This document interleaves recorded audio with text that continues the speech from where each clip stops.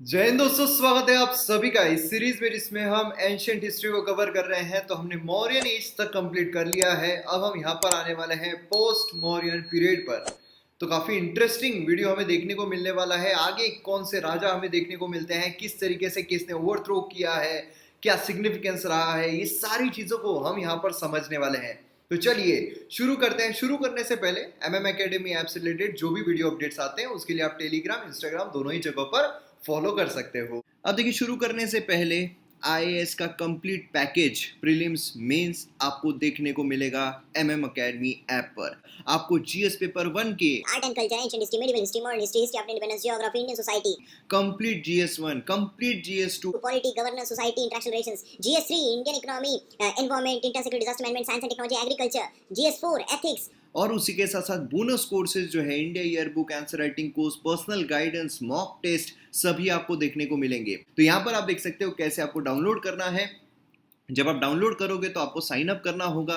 आप demo lecture जो है हर सेक्शन में जाकर पहले 2 लेक्चर जो है एज अ डेमो लेक्चर आप देख सकते हो। देन उसके बाद आप प्रोफाइल में जाओगे तो यहाँ पर आपको प्रोफाइल जो है वो ऑप्शन नजर आएगा। उसमें आपको वेरियस प्लान दिखाई देंगे, 3 महीने के, 6 महीने के और 2 साल के कोर्स पर डिस्काउंट है। आपको प्लान परचेस करना है और कोर्सेज को एंजॉय करना है। तो जल्द से जल्द डाउनलोड कीजिए और वीडियोस को एंजॉय कीजिए। तो चलिए यहाँ पर हम पोस्ट मॉडर्न एरा जब देखते हैं तो फेजेस किस तरीके से हमें देखने को मिलते हैं। तो पोस्ट मॉडर्न पीरियड अगर हम देखें तो उसे हम 3 भागों में डिवाइड करते हैं। एक तो हमें नदर्न पार्ट देखने को मिलता है, फिर उसके बाद नॉर्थ वेस्टर्न पार्ट देखने को मिलता है और सदर्न पार्ट देखने को मिलता है। अब देखिए यहाँ पर southern part, eastern part, western part, north western part, ये पार्ट कौन से हैं इसके लिए अगर आपको डायरेक्शन पता है तो बहुत अच्छी बात है। अगर नहीं पता है तो टेंशन लेने की जरूरत नहीं है, मैं हूं ना। यहाँ पर नॉर्थ है, यहाँ पर साउथ है, यहाँ पर ईस्ट है और यहाँ पर वेस्ट है। अगर इससे भी अगर आपको थोड़ा कंफ्यूजन हो रहा है तो जो गुजरात में रहते हैं वो वेस्टर्न पार्ट में रह रहे हैं, जो आसाम में रहते हैं वो ईस्टर्न पार्ट में रह रहे हैं, जो कश्मीर में रहते हैं वो नदर्न पार्ट में रह रहे हैं और जो केरला में रहते हैं वो सदर्न पार्ट में रहते हैं। तो अब आपको बराबर समझ में आ गया कि कौन सा पार्ट कहाँ पर है। तो यहाँ पर नदर्न पार्ट जो है वो हमें देखने को मिलता है, मतलब समझ लीजिए ये वाला जो पार्ट है ये वाला पार्ट हमें देखने को मिलता है। उसी के साथ साथ दूसरा जो है नॉर्थ वेस्टर्न पार्ट, मतलब नॉर्थ और वेस्टर्न, मतलब ये वाला जो पार्ट है ये वाला पार्ट एक हमें देखने को मिलता है दूसरा। और तीसरा जो है वो है सदर्न पार्ट, मतलब ये वाला जो पार्ट है ये देखने को मिलता है। अब यहाँ पर हम बात करने वाले हैं पहले नदर्न पार्ट की, मतलब ये वाला जो पार्ट है ये वाले पार्ट की हम बात करने वाले हैं। इसमें हमें कौन कौन देखने को मिलते हैं तो शुंगास और कानवास जो है ये हमें देखने को मिलते हैं। हालांकि कानवास जो है ये काफी एकदम मतलब बोल सकते हैं हम कि लो देखने को मिलता है। इतने क्वेश्चन जो इस पर आते नहीं है, लेकिन फिर भी सभी चीजों के बारे में पूरी इंफॉर्मेशन रहना बहुत जरूरी है। बता नहीं सकते हैं कब कौन सा क्वेश्चन बाजार में आ जाए, तो इसीलिए शुंगास और कानवास ये सब हमें यहाँ पर नदन इसमें देखने को मिलते हैं। फिर उसके बाद यहाँ पर नॉर्थ वेस्ट में अगर हम देखें ग्रीक्स, क्योंकि यहाँ से ग्रीक्स जो है वो अटैक करते हैं, तो ग्रीक्स, उसके बाद शाकास जो है और पलास जो है, कुशांस जो है, ये सब हमें यहाँ पर नॉर्थ वेस्टर्न पार्ट में देखने को मिलते हैं। और फिर सदर्न पार्ट अगर हम देखते हैं तो सातवाहना जो है ये हमें देखने को मिलते हैं। ठीक है, तो ये सब डिटेल में जानने की कोशिश करते हैं। अब यहाँ पर जो मौर्यन एरा है उससे अगर हम कंपेयर करते हैं पोस्ट मौर्यन एरा को तो हमें क्या देखने को मिलता है। हमें देखने को मिलता है कि जो डिसेंट्रलाइजेशन है वो यहाँ पर हो चुका था। देखिए, जो मौर्यन एम्पायर है ना वो मतलब अखंड भारत था। अखंड भारत मतलब भारत का हर कोना कोना, थोड़ा सदर्न पार्ट छोड़ के बाकी जो भी कोना कोना है वो सब यहाँ पर मौर्यन एम्पायर के अंडर में था। अब मौर्यन एम्पायर के अंडर में रहने की वजह से एक सेंट्रलाइज्ड हमें सारी चीजें जो है वो देखने को मिल रही थी।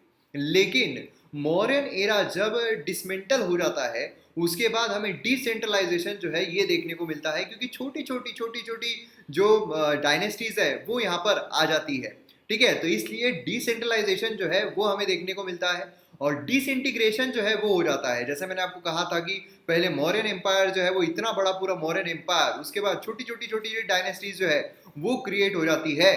ठीक है, उसी के साथ ब्राह्मणिकल रिवाइवल जो है वो हमें यहाँ पर देखने को मिलता है। अगर आपको याद होगा तो जो चंद्रगुप्त मौर्य है जिसे फाउंडर माना जाता है मौर्यन डायनेस्टी का, चंद्रगुप्त मौर्य, वो जैनिज्म जो है वो ले लेता है। अशोका की जब हम बात करते हैं तो बुद्धिज्म जो है वो ले लेता है, जिसके वजह से जो ब्राह्मण्स है वो यहाँ पर थोड़े बैकफुट पर आ जाते हैं। उनको ऐसा लगता है कि यार ये पूरा तहस नहस कर रहा है, तो इसीलिए यहाँ पर ब्राह्मण जो है वो चाह रहे थे कि फिर से उनका रिवाइवल हो जाए, और यहाँ पर जब हमें पोस्ट मौर्यन एरा देखने को मिलता है तो वहाँ पर ब्राह्मण जो है उनका रिवाइवल भी यहाँ पर हमें साथ में देखने को मिलता है।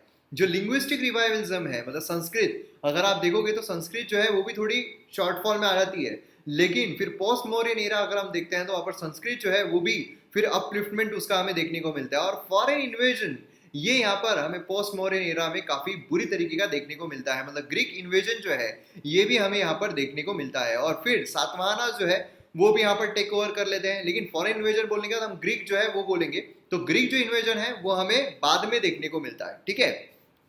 तो मगध डायनेस्टी जो है उसमें हमें क्या देखने को मिलते हैं, तो यहाँ पर आप देख सकते हो हर्यंक डायनेस्टी, उसके बाद शिशुनागा डायनेस्टी, फिर नंदा डायनेस्टी, फिर मौर्यन डायनेस्टी, फिर शुंगा डायनेस्टी, फिर कान्वा डायनेस्टी। इस तरीके की डायनेस्टीज जो है वो हमें मगधन डायनेस्टीज में देखने को मिलती है। तो हमने देखा था किस तरीके से मौर्यन डायनेस्टी, चंद्रगुप्त जो है धनानंद को ओवरथ्रो कर देता है, फिर शुंगा जो है वो मौर्यन डायनेस्टी को ओवरथ्रो कर देते हैं, है ना। तो इस तरीके से हमें डायनेस्टी जो है वो देखने को मिलती है। मौर्यन डायनेस्टी तक हमने कंप्लीट किया हुआ है, आज हम यहाँ पर शुंगा डायनेस्टी जो उस पर जाने वाले हैं। तो आइए, शुंगा डायनेस्टी आई कैसे, हमने जो मौर्य डायनेस्टी कैसे आई वो तो अच्छे तरीके से देख लिया था। कैसे धनानंद जो है उसके लिए तो एक शपथ ले ली थी भैया, जो चंद्रगुप्त मौर्य है वो हराएगा, है ना। तो शपथ किसने ली थी, चाणक्य ने ली थी कि भैया जब तक इसको अपनी गद्दी से हटाना तो अपनी चोटी को गांठ नहीं बांधूंगा। अब यहाँ पर क्या हुआ, जो चंद्रगुप्त मौर्य है उसने वहां पर हरा दिया और वो यहाँ पर साम्राज्य उसने अपना स्थापित कर दिया, और इस तरीके से जो नंदा डायनेस्टी है वो तहस नहस होकर चली गई। फिर यहाँ पर अब मौर्यन डायनेस्टी जो है, जो यहाँ पर इतना बड़ा उसने शासन किया था और इतने बड़े एरिया में जब वो चली गई थी तो फिर किस तरीके से ओवरथ्रो किया गया। तो शुंगा डायनेस्टी जो है वो यहाँ पर हमें देखने को मिलती है जिसने ओवरथ्रो कर दिया था। तो शुंगा डायनेस्टी जब हम देखते हैं तो ये डायनेस्टी के बारे में देखेंगे, सोर्सेस क्या है उसके बारे में देखेंगे, जो राजा रजवाड़े हमें शुंगा डायनेस्टी में देखने को मिलते हैं उसके बारे में देखेंगे, जो एम्पायर है टेरिटरियल एक्सटेंट उसको कंसोलिडेट किस तरीके से किया वो देखेंगे, political structure, social life, economic development, फिर सिग्निफिकेंस जो है डायनेस्टी का, फिर डायनेस्टी डिक्लाइन क्यों हुई, बाकी फैक्ट्स। तो इसी तरीके से हम यहाँ पर इसे भी समझने की कोशिश करने वाले हैं। तो आइए, सबसे पहले तो हम यहाँ पर डायनेस्टी जो उससे समझ लेते हैं कि डायनेस्टी भैया आई कैसे। मौर्यन डायनेस्टी जो इतनी पावरफुल थी, इतनी खतरनाक थी, तो यहाँ पर आई कैसे। देखिए, डायनेस्टी एरा कितना भी बड़ा क्यों ना हो, लेकिन कोई ना कोई ऐसा मिल ही जाता है या निकल ही जाता है जो उस डायनेस्टी को तबाह कर देता है। मतलब वो इतना पावरफुल, इतना सक्षम नहीं होता है कि वो इतनी बड़ी डायनेस्टी को संभाल सके। और यही यहाँ पर हमें देखने को मिलता है कि चंद्रगुप्त मौर्य के द्वारा स्थापित की गई अशोक जो है उसके साम्राज्य में इतना बड़ा विस्तार जिस डायनेस्टी का हुआ, और फिर यहाँ पर जो लास्ट हमें मौर्यन रूलर है वो हमें बृहद्रथ जो है ये देखने को मिलता है, और इसका असैसिनेशन जो है वो कर दिया जाता है किसके द्वारा, पुष्यमित्र शुंगा के द्वारा। अब ये पुष्यमित्र शुंगा जो है ये असैसिनेशन मतलब क्या है, मतलब खुद के ही जो लोग हैं उनके द्वारा जब मारा जाता है तो फिर यहाँ पर हम बोल सकते हैं कि भैया असैसिनेशन हुआ है। असैसिनेशन मतलब यही नहीं होता है खुद के लोग जब हत्या कर दी जाती है उसको भी हम असैसिनेशन बोलते हैं। लेकिन यहाँ पर हुआ क्या, यहाँ पर जो खास था, मतलब कमांडर जो था मौर्यन डायनेस्टी का, पुष्यमित्र शुंगा, उसने यहाँ पर असैसिनेशन कर दिया। किसका किया, तो लास्ट जो मौर्यन रूलर था बृहद्रथ था उसका किया। और इसी के साथ जो मौर्यन डायनेस्टी है, मौर्यन एम्पायर है, वो खत्म हो जाता है और फिर जो शुंगा एम्पायर है उसकी शुरुआत होती है। समझ में आया आपको, यहाँ पर जो शुंगा डायनेस्टी है, शुंगा एम्पायर है, उसकी शुरुआत हमें देखने को मिलती है। तो अब हमने डायनेस्टी की शुरुआत कैसे हुई वो देख लिया। सोर्सेस काफी ज्यादा इंपॉर्टेंट होते हैं, सीधे क्वेश्चंस आपको आ जाते हैं कि सोर्सेज जो है कौन कौन से हैं नीचे देखे में से। तो यहाँ पर कुछ आर्कियोलॉजिकल सोर्सेस हमें देखने को मिलते हैं, कुछ लिटरेरी सोर्सेस हमें देखने को मिलते हैं। आर्कियोलॉजिकल सोर्सेस अगर हम देखते हैं तो coins, inscription and addicts, monuments, बाकी कुछ चीज़ें, आर्टिफैक्ट्स, ऑब्जेक्ट्स, ये सब हमें आर्कियोलॉजिकल सोर्सेज में देखने को मिलते हैं। अगर हम लिटरेरी देखते हैं तो रिलीजियस और सेक्युलर सोर्सेज देखने को मिलते हैं। रिलीजन अगर हम देखते हैं तो बुद्धिस्ट स्कल्पचर्स और ब्राह्मणिकल सोर्सेज, ये दो हमें देखने को मिलते हैं। उसी के साथ साथ जो सेक्युलर है उसमें प्लेज, ड्रामास, पोएम्स, ये देखिए काफ़ी इंपॉर्टेंट होते हैं। जैसे कि कालिदास ने जो लिखी हुई चीज़ें हैं वो काफ़ी ज़्यादा एग्जाम से पूछी जाती है, तो ये किसके बारे में है, ये क्या है, ऐसे काफ़ी सारी चीज़ें जो है पूछी जाती है। ठीक है, तो ये सारी जो सोर्सेस है ये आपको अच्छी तरीके से पता रहना ज़रूरी है। ठीक है, अब यहाँ पर आप बाकी जो सोर्सेस है ये सारे ही सोर्सेस देख सकते हो, कैसे कॉइन्स हमें देखने को मिलते हैं, कॉइन्स आप यहाँ पर देख लीजिए। उसी के साथ साथ यहाँ पर जो पतंजलि, फिर उसके बाद ब्रह्मभट्टा, फिर उसके बाद पनिनी, कालिदास ने जो यहाँ पर लिखा है, तो हर एक सोर्स यहाँ पर फोटो मैंने जानबूझ के लगाया है क्योंकि फोटोज के जरिए हमें दिमाग में बैठ जाता है और आसानी से याद रहता है, क्योंकि सीधे क्वेश्चन आते हैं भाई साहब, सीधे क्वेश्चन आते हैं, ठीक है। तो इसलिए इनको अवॉइड करना मतलब समझ लो कि मार्क्स गंवाने जैसा है। याद रखिएगा, बहुत फैक्चुअल इंफॉर्मेशन पूछी जाती है एंशिएंट हिस्ट्री के तहत। कंट्रीब्यूशन अगर हम देखते हैं राजाओं का, अब यहाँ पर हमने सोर्सेज जो है वो देख लिए हैं, तो अब किंग्स कौन कौन से थे, किंग्स काफी ज्यादा इंपॉर्टेंट हो जाते हैं। तो कंट्रीब्यूशन अगर हम देखते हैं किंग्स का, कंट्रीब्यूशन अगर हम देखें तो हमें बहुत सारे किंग्स जो है वो देखने को मिलते हैं। यहाँ पर आप देख सकते हो सबसे शुरुआत किससे होती है, शुरुआत होती है पुष्यमित्र से, पुष्यमित्र शुंग, इससे यहाँ पर शुरुआत होती है। पहले यहाँ पर ये वाला रखा जाता है, उसके बाद यहाँ पर जो कैपिटल है वो चेंज कर दी जाती है, इधर भी लेकर आ जाती है, ठीक है। तो इस तरीके से काफी ज्यादा इनका भी जो एम्पायर है वो हमें विस्तार होता हुआ देखने को मिलता है। कलिंगा जो है वो एक इंडिपेंडेंट बन जाता है। आपको पता होगा अशोका जो है, अशोका उसने कलिंगा जो है उस पर अपना कब्जा जमाने के लिए वहां पर फाइट तो किया था, लेकिन उसके बाद से उसमें परिवर्तन आ जाता है, पूरा बदल जाता है। और जो कलिंगा है वो मौर्यन इसके बाद काफी इंडिपेंडेंट हो जाता है, ठीक है। तो यहाँ पर पुष्यमित्र जो है ये हमें देखने को मिलता है, फिर उसके बाद अग्निमित्र हमें देखने को मिलता है, फिर वासुमित्र देखने को मिलता है, फिर उसके बाद भगभद्र देखने को मिलता है, फिर उसके बाद देवभूति देखने को मिलता है। तो इस तरीके से ये जो क्रोनोलॉजी है, कभी कभार क्या होता है क्रोनोलॉजी जो है वो भी आपको पूछ ली जाती है, तो क्रोनोलॉजी आपको यहाँ पर पता रहना बहुत ही ज्यादा जरूरी है, ठीक है। अब यहाँ पर कैसे ये जो कंट्रीब्यूशन है, मतलब शुंगर डायनेस्टी अगर है तो पाव भाजी आपको याद होगा, पाव भाजी, ठीक है, पाव भाजी दो, ऐसे आप याद रख सकते हो। यहाँ पर है पुष्यमित्र, फिर है अग्निमित्र, फिर उसके बाद वसुमित्र, फिर उसके बाद भगवत्र, फिर उसके बाद देवभूति। तो पाव भाजी दो, इससे आप यहाँ पर याद रख सकते हो। पाव भाजी पता है ना, पाव भाजी दो, बस याद हो गया आपको जितने भी किंग्स है, ठीक है। तो अब यहाँ पर हम पुष्यमित्र जो है उससे शुरुआत करते हैं, पुष्यमित्र के बारे में देख लेते हैं। तो पुष्यमित्र की जब हम बात करते हैं तो फाउंडर है शुंग डायनेस्टी के, है ना, शुंग डायनेस्टी, उसके फाउंडर कौन है, तो पुष्यमित्र हमें देखने को मिलते हैं। क्यों, क्योंकि इसने असैसिनेशन जो है कर दिया था, ये कमांडर था, इसने असैसिनेशन कर दिया था आखिरी जो मौर्यन रूलर था उसका, ठीक है। उसी के साथ साथ वेस्टर्न फ्रंट पर अगर हम देखते हैं तो उसने काफी जो बैक्टीरियन ग्रीक्स है, यवनाज है, उनको काफी चेक किया, चेक किया मतलब डॉक्टर नहीं था जो चेक कर रहा था, वो मतलब उसने अंदर घुसने नहीं दिया कि भैया अंदर नहीं आने को होना, कुछ भी हो जाए अपना साम्राज्य जो है वो बना रहने को होना, ठीक है। इस तरीके से उसने यहाँ पर ये किया। वेस्टर्न फ्रंट से खतरा किसका था, ग्रीक्स का ही था, जो बैक्टीरियन ग्रीक्स है उनका ही था। तो यहाँ पर उसने उनका बराबर चेक एंड मेट रखा कि वे देखते रहो, अपने सिपाही को वहां पर भेजते रहो, ठीक है। ईस्टर्न फ्रंट्स में अगर देखे, वेस्टर्न फ्रंट का हो गया, ईस्टर्न फ्रंट में अगर देखे तो वो लड़ रहा था खारवेला जो कलिंगा का राजा है उससे, ठीक है, जो इंडिपेंडेंट हो चुका था मौर्यन एम्पायर डिक्लाइन होने के बाद। जैसे मैंने आपको कहा कि जो अशोका है, अशोका के कार्यकाल में तो कलिंगा जो है वो आ गया और जिसने अशोका को पूरी तरीके से बदल दिया।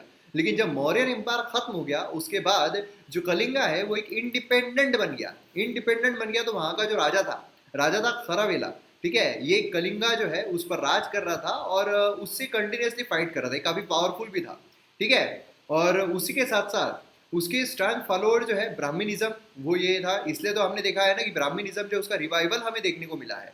पहले अगर हम देखें तो ब्राह्मणिज्म था ही नहीं वैसा, पहले ब्राह्मणिज्म जो है वो चलता आ रहा था, लेकिन मौर्यन एम्पायर आने के बाद से फिर जैनिज्म बोलिए, बुद्धिज्म बोलिए, यही सारे प्रोपोगेट हो रहे थे, यही सारे चल रहे थे, ब्राह्मणिज्म जो है वो दिख नहीं रहा था।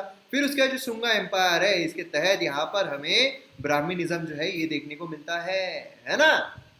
अब यहाँ पर हम अगर खरावेला देख लेते हैं जो कि कलिंगा वाला था, तो उसके बारे में हमें देखने को मिलता है कि ये छेदी डायनेस्टी जो उसके द्वारा रील किया जा रहा था। देखिए कभी कभार क्या होता है, छोटे छोटे क्वेश्चंस होते हैं आपको कंफ्यूज करने के लिए, आपके मार्क्स जानबूझकर कट करने के लिए, आपके खिलाफ साजिश करने के लिए जो एग्जाम वाले होते हैं वो कभी कभार ऐसे क्वेश्चंस डाल देते हैं कि जो कलिंगा में राज कर रहा था पोस्ट मौर्यन के बाद किसका, कौन से डायनेस्टी का राज था। तो यहाँ पर छेदी डायनेस्टी, यहाँ आपने अगर दबंग पिक्चर देखी है तो छेदी सिंह है ना, तो छेदी डायनेस्टी जो उसका यहाँ पर राज हमें देखने को मिल रहा था। और खारावेला जो है one of the most powerful king जो है वो यहाँ पर देखने को मिल रहा था जिसने जैनिज्म को फॉलो किया था। और सोर्स जो है, क्योंकि देखिए हर चीज सोर्स के हिसाब से हमें देखने को मिलता है। ऐसे मन से है क्या कि यार ये राजा जो है वो राज कर रहा होगा, ये राजा हाँ, यहाँ पर हम सोर्सेस के हिसाब से देखते हैं। तो सोर्स हमें कौन सा देखने को मिलता है, तो यहाँ पर जो हथिंगम्पा इंस्क्रिप्शन है ये हमें देखने को मिलता है जो प्रकृत लैंग्वेज में लिखा गया है और ब्राह्मी स्क्रिप्ट है, ठीक है। और ये क्वेश्चन जो है ऑलरेडी एग्जाम में पूछा गया है, तो इसलिए आप समझ सकते हो कि मैं यहाँ पर हवा में नहीं छोड़ रहा हूँ कि इंपॉर्टेंट है इंपॉर्टेंट है इंपॉर्टेंट है, ऐसी फालतू में नहीं बोल रहा हूँ। यहाँ पर एक्चुअल में इंपॉर्टेंट है, काफी क्वेश्चन जो है इस पर पूछे गए, इसीलिए मैं बोलता हूँ कि भैया ध्यान से देखिएगा, ठीक है, ध्यान से देखिए। अब यहाँ पर अगर कंट्रीब्यूशन देखते हैं तो पुष्यमित्र शुंगा जो है इसके रिगार्डिंग अगर देखा जाए तो बुद्धिस्ट सोर्सेज जो है उसको रेफर करते हैं एज अ परसिक्यूटर ऑफ बुद्धिस्ट। परसिक्यूटर जो है वो यहाँ पर कहा जाता है इसको, ठीक है। लेकिन काफी सारे एविडेंसेस ऐसे मिले हैं जिसमें देखा गया है कि जो पुष्यमित्र है उसने बुद्धिस्ट आर्ट को भी यहाँ पर काफी ज्यादा पेट्रनाइज किया है, ठीक है। ऐसा नहीं है कि यहाँ पर ब्राह्मणिज्म जो है उसका रिवाइवल हो रहा है तो बुद्धिज्म जो है उसको पूरा तहस नहस जो है वो किया जा रहा है, काफी पेट्रनाइज जो है वो भी किया गया है बुद्धिस्ट आर्ट को। और उसका जो रीजन था उस दौरान बुद्धिस्ट मॉन्यूमेंट जो है वो हमें भारूत, उसी के साथ सांची, ये यहाँ पर रिनोवेट किए हुए भी देखने को मिलते हैं, ठीक है। फर्दर यहाँ पर इंप्रूवमेंट जो है उसमें हमें देखने को मिली है। रेलिंग जो है उनको ऐड किया गया है सांची स्तूपा में, ठीक है। उसी के साथ गेट्स और वॉल जो है वो भी यहाँ पर भारूत स्तूपा जो है वहाँ पर बिल्ड किए गए हैं। तो यहाँ पर आप देख सकते हो किस तरीके से इनका भी रिवाइवल हुआ है। तो ऐसा नहीं है कि यहाँ पर उनका तहस नहस कर दो, यहाँ पर तोड़फोड़ कर दो, ये कर दो, हमारी जो चीज़ें हैं वही यहाँ पर भी, ऐसा कुछ भी नहीं था, ठीक है। काफ़ी टॉलरेशन के साथ यहाँ पर सारी चीज़ें हो रही थी। फिर उसके बाद अग्निमित्र जो है वो हमें देखने को मिलते हैं। अग्निमित्र की हम बात करते हैं तो पुष्यमित्र जो उसकी डेथ हो जाती है, पुष्यमित्र की डेथ होने के बाद उसका जो बच्चा है अग्निमित्र, मतलब यहाँ पर कालिदास ने जो लिखा हुआ है, कालिदास ने क्या लिखा हुआ है तो मालविक मित्र, इसमें जो हीरो है वही कौन है, वही है अग्निमित्र, ठीक है। लव स्टोरी टाइप का हमें देखने को मिलता है। तो देखिए कभी कभार ऐसे भी सोर्सेस आपको आ जाते हैं, ठीक है। और खासकर जो कालिदास ने लिखा हुआ है ना वो काफी ज्यादा इंपॉर्टेंट है।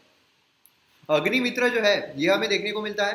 पुष्यमित्र और उसका बच्चा जो है अग्निमित्र, उसने यहाँ पर पाटलिपुत्र जो उस पर काफी अच्छे तरीके से राज किया। तो पाटलिपुत्र आप यहाँ पर जो है ये देख सकते हो पाटलिपुत्र।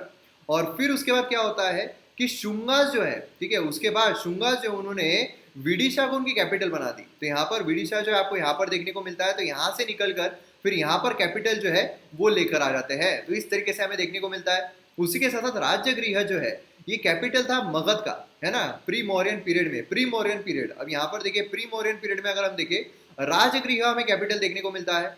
पाटलिपुत्र जो है मौर्यन पीरियड के दौरान हमें कैपिटल देखने को मिलता है। और विदिशा जो है ये कैपिटल था पोस्ट मौर्यन रूल के दौरान। तो इस तरीके से हमें कैपिटल भी जो है वो भी शिफ्ट होती हुई देखने को मिलती है। तो यहाँ पर राजगृह, फिर पाटलिपुत्र, फिर विदिशा, इस तरीके से हमें यहाँ पर कैपिटल जो है वो स्विच होती हुई देखने को मिलती है। अब शुंगास, लेटर शुंगास की अगर हम बात करते हैं तो यहाँ पर वासुमित्र, वासुमित्र जो है कन्फ्रंट किया गया था यवनास के द्वारा, ठीक है, यवनास जो है उनके द्वारा कन्फ्रंट।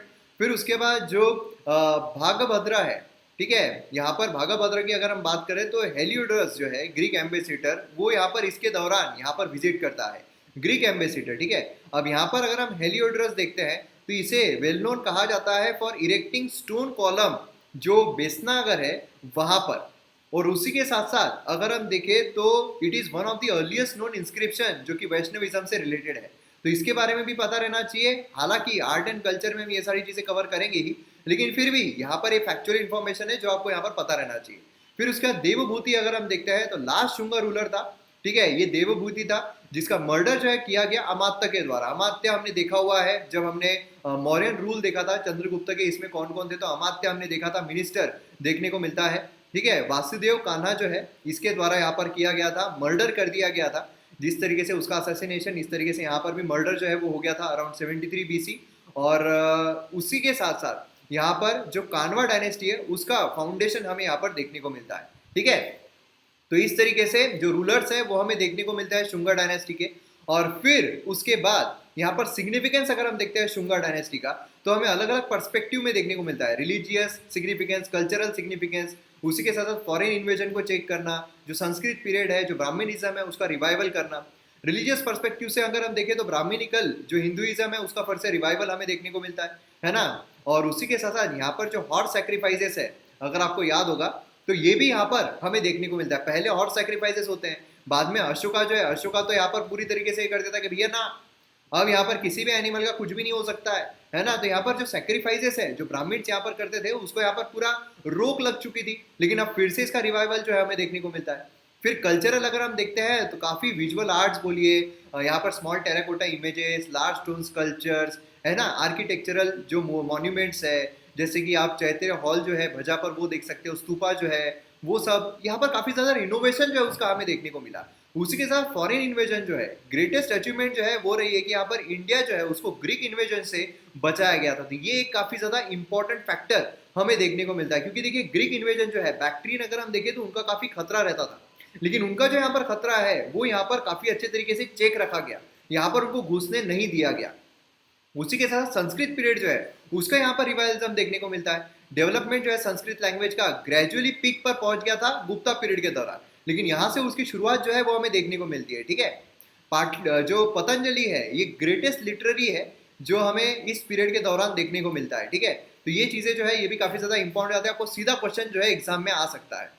तो अब इस तरीके से यहाँ पर हरंक्य बोलिए, शिशुनागा बोलिए, नंदा बोलिए, मौर्यन बोलिए, शुंगा बोलिए, डायनेस्टीज कंप्लीट हो गई है। हम यहाँ पर कानवा डायनेस्टी जो उसके बारे में देख लेते हैं। ज्यादा इसको इंपॉर्टेंस जो है वो नहीं दिया गया है, मगर फिर भी हमें पता रहना इसके बारे में बहुत इंपॉर्टेंट है। तो कानवा डायनेस्टी की जब हम बात करते हैं तो यहाँ पर शुंगास जो है उसी की तरह यहाँ पर ब्राह्मण जो है इन ओरिजिन ये हमें देखने को मिलते हैं। ठीक है, तो यहाँ पर कैसा है कि जो ब्राह्मण्स है वही यहाँ पर इसी का ओरिजिन हमें देखने को मिलता है। कानवा डायनेस्टी जो है 45 ईयर्स तक इनका रूल जो है वो ज्यादा बड़ा नहीं है। 45 ईयर्स तक का पूरे डायनेस्टी का सोचिए आप।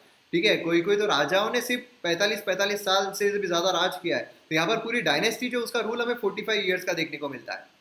कानवा जो है वो यहाँ पर ग्रीक्स जो है मतलब नॉर्थ वेस्ट इंडिया जो है उनका यहाँ पर चेक नहीं रख पाए, जो शुंगा डायनेस्टी ने रखा था, इसलिए उनका सिग्निफिकेंस हमने देखा ना कि उन्होंने जो नॉर्थ वेस्ट है वहां से जो ग्रीक्स है उनका बराबर चेक रखा था, उनको नहीं आने दिया था इंडिया में। लेकिन यहाँ पर जो कानवास है वो नहीं रख पाए, वो यहाँ पर हार गए। तो इसी वजह से यहाँ पर क्या हुआ, यहाँ पर टेरिटरी जो है वो उनकी लॉस होती गई और इस तरीके से उनकी डायनेस्टी जो है वो भी खत्म हो गई। ये जो डायनेस्टी है फाइनली ओवरथ्रो किसके द्वारा की गई, सातवाहनास जो है 30 BC में की गई। यहाँ पर नीचे से अगर आप देखोगे सातवाहना जो उनके द्वारा डायनेस्टी जो उनकी खत्म कर दी गई थी, ठीक है, ओवरथ्रो कर दी गई थी। कानवास का जब फॉल होता है तो उसके बाद मगध के बारे में हमें बहुत कम पता है, क्योंकि हम यहाँ का देख रहे हैं ना, मगधन डायनेस्टीज के बारे में देख रहे हैं। तो मगध के बारे में बाद में काफी कम हमें पता चला है, जब तक गुप्ता एम्पायर जो है उनका गुप्ता डायनेस्टी जो है उनका राइज नहीं हुआ। ठीक है, तो यहाँ पर आपको ये पता रहना चाहिए जो यहाँ पर हमें कानवा डायनेस्टी है वो किसके द्वारा ओवरथ्रो की गई थी, सातवाहना जो है उनके द्वारा ओवरथ्रो कर दी गई थी। उसके बाद हमें ज्यादा कुछ पता नहीं है जब तक गुप्ता एम्पायर जो पूरी तरीके से बिल्डअप होता नहीं है। ठीक है, अब यहाँ पर पोस्ट मौर्यन एम्पायर का अगर हम सिग्निफिकेंस देखते हैं तो यहाँ पर हमें काफी सारी चीजें देखने को मिलती है, जैसे कि पीरियड जो है 200 BC से 300 BC, यहाँ पर हमें लार्ज एम्पायर का इमर्जेंस देखने को नहीं मिला। जैसे कि मौर्यन एम्पायर था, काफी लार्ज था, काफी भव्य था, लेकिन उतना बड़ा एम्पायर हमें यहाँ पर देखने को नहीं मिलता है। छोटे छोटे नोटेबल यहाँ पर जो एम्पायर्स है, एराज है, वो हमें यहाँ पर देखने को मिलते हैं। सीरीज ऑफ इन्वेजन जो है यहाँ पर हमें देखने को मिलता है, जिसमें रीजनल किंगडम जो है उसके राइज होते हुए हमें देखने को मिलते हैं।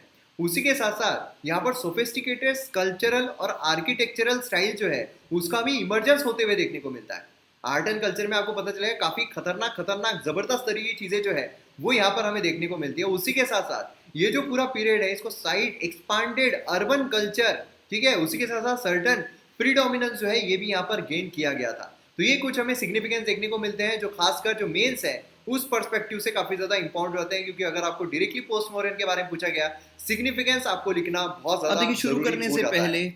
आईएएस का कंप्लीट पैकेज प्रीलिम्स मेंस आपको देखने को मिलेगा एमएम एकेडमी ऐप पर। आपको जीएस पेपर 1 के art and culture, ancient history, medieval history, modern history, history of independence, geography, Indian society, complete GS 1, complete GS 2, polity, governance, society, international relations, GS3 Indian economy, environment, internal security disaster management, science and technology, agriculture, GS4 ethics, और उसी के साथ साथ bonus courses जो है India year book, answer writing course, personal guidance, mock test सभी आपको देखने को मिलेंगे। तो यहाँ पर आप देख सकते हो कैसे आपको डाउनलोड करना है। जब आप डाउनलोड करोगे तो आपको साइन अप करना होगा। आप डेमो लेक्चर जो है हर सेक्शन में जाकर पहले 2 लेक्चर जो है एज अ डेमो लेक्चर आप देख सकते हो। देन उसके बाद आप प्रोफाइल में जाओगे तो यहाँ पर आपको प्रोफाइल जो है वो ऑप्शन नजर आएगा, उसमें आपको वेरियस प्लान्स दिखाई देंगे, 3 महीने के, 6 महीने के और 2 साल के कोर्स पर डिस्काउंट है। आपको प्लान परचेस करना है और कोर्सेज को एंजॉय करना है, तो जल्द से जल्द डाउनलोड कीजिए और वीडियोस को एंजॉय कीजिए। तो यहाँ पर आप देख सकते हो जो नदन पार्ट है उसे हमने कवर कर लिया था, उसमें हमने शुंगास और कानवास के बारे में देखा। अब यहाँ पर हम नॉर्थ वेस्टर्न पार्ट जो है उसके बारे में देखने वाले हैं। इसमें हम ग्रीक्स के बारे में देखेंगे, बैक्ट्रियन, उसी के साथ साथ यहाँ पर शाकास जो है उनके बारे में देखेंगे, पलावास जो है उनके बारे में देखेंगे और कुशास, सबसे पावरफुल किंगडम हमें देखने को मिलता है इस एरा का। तो कुषाण जो है उनके बारे में देखेंगे। और फिर उसके बाद जो सदर्न पार्ट है वो हमें देखने को मिलता है, जहां पर हमें सातवाहनास और बाकी जो लोग हैं वो देखने को मिलता है। तो इस तरीके से हमारा कोर्स ऑफ एक्शन रहने वाला है, जिसमें हम सारी चीजों को कवर करेंगे एंशिएंट हिस्ट्री के, वो भी सिस्टमैटिक मैनर में। तो अब यहाँ पर ग्रीक इन्वेजन कैसे होता है। देखिए क्या होता है कि कोई भी इन्वेजन कब होगा, कोई भी आक्रमण कब कर पाएगा, जब वो राज्य को संभालने वाला जो इंसान है वो अगर कमजोर हो जाए। हमने देखा था ना कि जो मौर्यन एम्पायर है तो उसका जो आखिरी रूलर था वो इतना सक्षम नहीं था, इसलिए उससे क्या कर दिया गया, असैसिनेशन उसका कर दिया गया। तो इसी तरीके से अगर हम देखें तो जब वीक सक्सेसर होता है तो उसका असैसिनेशन हो जाता है या फिर उसे हरा दिया जाता है और फिर दूसरी जो डायनेस्टी है उस पर कब्जा कर लेती है। अब यहाँ पर ग्रीक इन्वेजन हमें देखने को मिलता है। ग्रीक अगर हम देखें वेस्टर्न साइड ग्रीक हमें देखने को मिलता है, ठीक है। तो यहाँ पर ग्रीक जो है वो आना शुरू कर देते हैं। अब वो ऐसा है क्या कि मौर्यन एज में हमें देखने को ही नहीं मिले थे, तो वहां पर भी देखने को मिले थे, लेकिन मौर्यन एम्पायर जो है वो था इतना स्ट्रांग कि वहां पर कोई भी घुस ही नहीं सकता था। अगर हम अशोका के काल तक देखते हैं तो इतना स्ट्रांग था, इतना जबरदस्त था कि सिर्फ एक्सपांशन ही एक्सपांशन हुआ, उसका कॉन्ट्रैक्शन कभी हुआ ही नहीं था, है ना। तो जो ग्रीक इन्वेजन है उसमें हमें अलेक्जेंडर का इन्वेजन देखने को मिलता है। यहाँ पर ग्रीक जो है, जब अलेक्जेंडर का इन्वेजन हुआ था उसके बाद जो ग्रीक्स है अब वो यहाँ पर काफी अच्छे तरीके से ये हो गए थे कि हाँ भैया हम तो यहाँ पर घुस सकते हैं, हम तो यहाँ पर जा सकते हैं। और फिर वो क्या हुआ, वो जो नॉर्थ वेस्ट पार्ट है इंडियन सब कॉन्टिनेंट का, वहां पर सेटल होना शुरू हो गए थे। मतलब अफगानिस्तान जो है ये वाला पार्ट आप देख सकते हो यहाँ पर, तो यहाँ पर थोड़े बहुत सेटल होना शुरू हो गए थे। तो इनके सेटलमेंट के बेसिस पर हमें दो कैटेगरीज में डिवाइड होते हुए देखने को मिलते हैं। एक तो होते हैं इंडो ग्रीक्स और दूसरे होते हैं ग्रीक बैक्टीरियन। क्या है, इंडो ग्रीक्स और ग्रीक बैक्टीरियन। अब इन दोनों में फर्क क्या है, तो जैसा आपने देखा हुआ है सेटलमेंट के बेसिस पर इनको डिवाइड किया गया है, सेटलमेंट के बेसिस पर। तो जो जहां पर सेटल था उसके बेसिस पर डिवीजन हमें देखने को मिल रहा है। तो यहाँ पर आप देख सकते हो ये जो एरिया में जो सेटल हुए थे उसे इंडो ग्रीक कहा जाता है, और यहाँ पर जो हमें देखने को मिल रहे थे उन्हें ग्रीक बैक्टीरियन कहा जाता है, ठीक है। तो सेटलमेंट के बेसिस पर हमें देखने को मिलता है, ये आपको ध्यान देना पड़ेगा। तो इंडो ग्रीक मतलब क्या है, ग्रीक इन्वेडर जो प्रेजेंट नॉर्थ वेस्टर्न इंडिया है वहां पर सेटल हो गए थे तो उन्हें इंडो ग्रीक कहा जाता था। और वही अगर हम ग्रीक बैक्टीरियन की बात करते हैं तो वो यहाँ पर बैक्टीरियन रीजन जो है मतलब बिटवीन अफगानिस्तान एंड उज्बेकिस्तान, तो वहां पर जो सेटल हो गए थे उन्हें ग्रीक बैक्टीरियन कहा जाता है। तो ये दो आपको समझ में आ गया, क्योंकि आपको काफी कंफ्यूजन हो जाएगा अगर आप किताबें पढ़ोगे। किताब में आपको इंडो ग्रीक, ग्रीक बैक्टीरियन ऐसा देखने को मिलता है, तो यहाँ पर पूरा आपका कंफ्यूजन जो है वो दूर हो गया होगा। चलिए अब यहाँ पर जो यवनाज है वो भी हमें देखने को मिलते हैं। देखिए कभी कभार क्या होता है, सीधा आपको फैक्चुअल क्वेश्चन जो है ना एग्जाम में आ जाता है कि यवनाज जो है नीचे देखे में से किन किन को बोला जाता था, है ना। तो ऐसे क्वेश्चन आ जाते हैं। यवनाज जो है नाम दिया गया था ग्रीक्स को, रोमन्स को, वेस्ट एशियंस को, लेकिन इसमें कुशान, शाकास, पार्थियंस ये इंक्लूडेड नहीं थे। तो ऐसे भी क्वेश्चन आपको आ जाते हैं, ठीक है। तो ये आपको ध्यान में रखना पड़ेगा। अब यहाँ पर जब हम ग्रीक इन्वेजन की बात कर रहे हैं तो सेल्यूसिड एम्पायर जो है वो हमें यहाँ पर देखने को मिलता है। अब यहाँ पर आप देख सकते हो इतना बड़ा एम्पायर जो है ये इसका हमें देखने को मिल रहा था, लेकिन होता वही है, जब एम्पायर जो है वो थोड़ा कमजोर होना शुरू होता है तो उस पर अटैक होना शुरू होते हैं या फिर उसमें से जो पिल्लू है वो बाहर निकलना शुरू करते हैं। यहाँ पर अगर आप देखोगे जो एम्पायर है डिसइंटीग्रेटेड पार्ट ऑफ मैकेडोनियन एम्पायर, जो यहाँ पर सिलिकस निकेटर जो है उसके द्वारा फाउंड किया गया था। अलेक्जेंडर, उसके बाद सिलिकस निकेटर जो है उसने जो फाउंड किया था, अब यहाँ पर डिसइंटीग्रेशन जो है वो उसका हमें देखने को मिल रहा था। छोटे छोटे यहाँ पर बाहर जो है वो निकलना शुरू हो रहे थे। तो यहाँ पर रीजनल प्रोविंसेस जो है जैसे कि बैक्ट्रिया, पार्थिया, है ना, ईरान में हमें देखने को मिलते हैं। तो ये क्या किए इन्होंने, सेल्यूसिड किंग जो है उसके अगेंस्ट में यहाँ पर लड़ना शुरू कर दिए, यहाँ पर ऑटोनॉमी और इंडिपेंडेंस के लिए। और इस तरीके से हमें ये अलग थलग जो है ये देखने को मिलता है, इंडिपेंडेंस जो है इनको मिल जाता है, ठीक है। बैक्ट्रिया रेफर किया जाता है बिटवीन रिवर ऑक्सस एंड जो हिंदुकुश माउंटेन है अफगानिस्तान के वो, ठीक है। तो इस तरीके से हमें ये वाला एरिया जो है देखने को मिलता है। तो ये भी आपको पता रहना बहुत जरूरी है। पार्थियन किंगडम जो है साउथ ईस्टर्न, यहाँ पर कैस्पियन सी जो है उसके साउथ ईस्टर्न, यहाँ पर हमें कैस्पियन सी जो है ये वाला ये देखने को मिलता है। कैस्पियन सी के बारे में अगर हम देखें तो ये अपने आप में लैंड लॉक्ड है। बहुत सारे लोगों को कंफ्यूजन होता है कि लैंड लॉक कंट्री बोलने के बाद वो कोई वाटर बॉडी से कनेक्टेड नहीं रहना चाहिए, लेकिन ये गलत है। लैंड लॉक कंट्री उसको नहीं कहा जाता जो किसी भी लैंड बाउंड्री से कनेक्टेड नहीं है, बल्कि लैंड लॉक कंट्री उसे कहा जाता है जो किसी ओशन से कनेक्टेड नहीं है, ठीक है। अब यहां पर आप देखोगे अगर तो ये कैस्पियन सी है, तो इसको अगर कनेक्टेड कोई कंट्री है जो सी को कनेक्टेड नहीं है, ओशन को कनेक्टेड नहीं है, बड़े ओशन में नहीं जा रहा है, तो वो भी लैंडलॉक्ड रहेगा। ठीक है, ये कैस्पियन सी अपने आप में एक बहुत बड़ा लैंडलॉक्ड है। ठीक है, क्योंकि किसी भी ओशन को कनेक्टेड नहीं है। तो ये चीजें बहुत ज्यादा इंपॉर्टेंट होती है जो आपको ध्यान में रखना पड़ेगा। बाकी अगर हम देखें तो हर जगह हमें छोटे छोटे स्ट्रेट जो है वो देखने को मिलते हैं जो बाहर निकलते हैं। खैर ये हम ज्योग्राफी के इसमें देखने की कोशिश करेंगे। तो यहाँ पर हमें ये चीज जो है वो देखने को मिलती है। ठीक है, फिर यहाँ पर अब हमें देखने को मिलता है जो ग्रीक इन्वेजन है उसमें इस तरीके का पूरा सिनारियो है।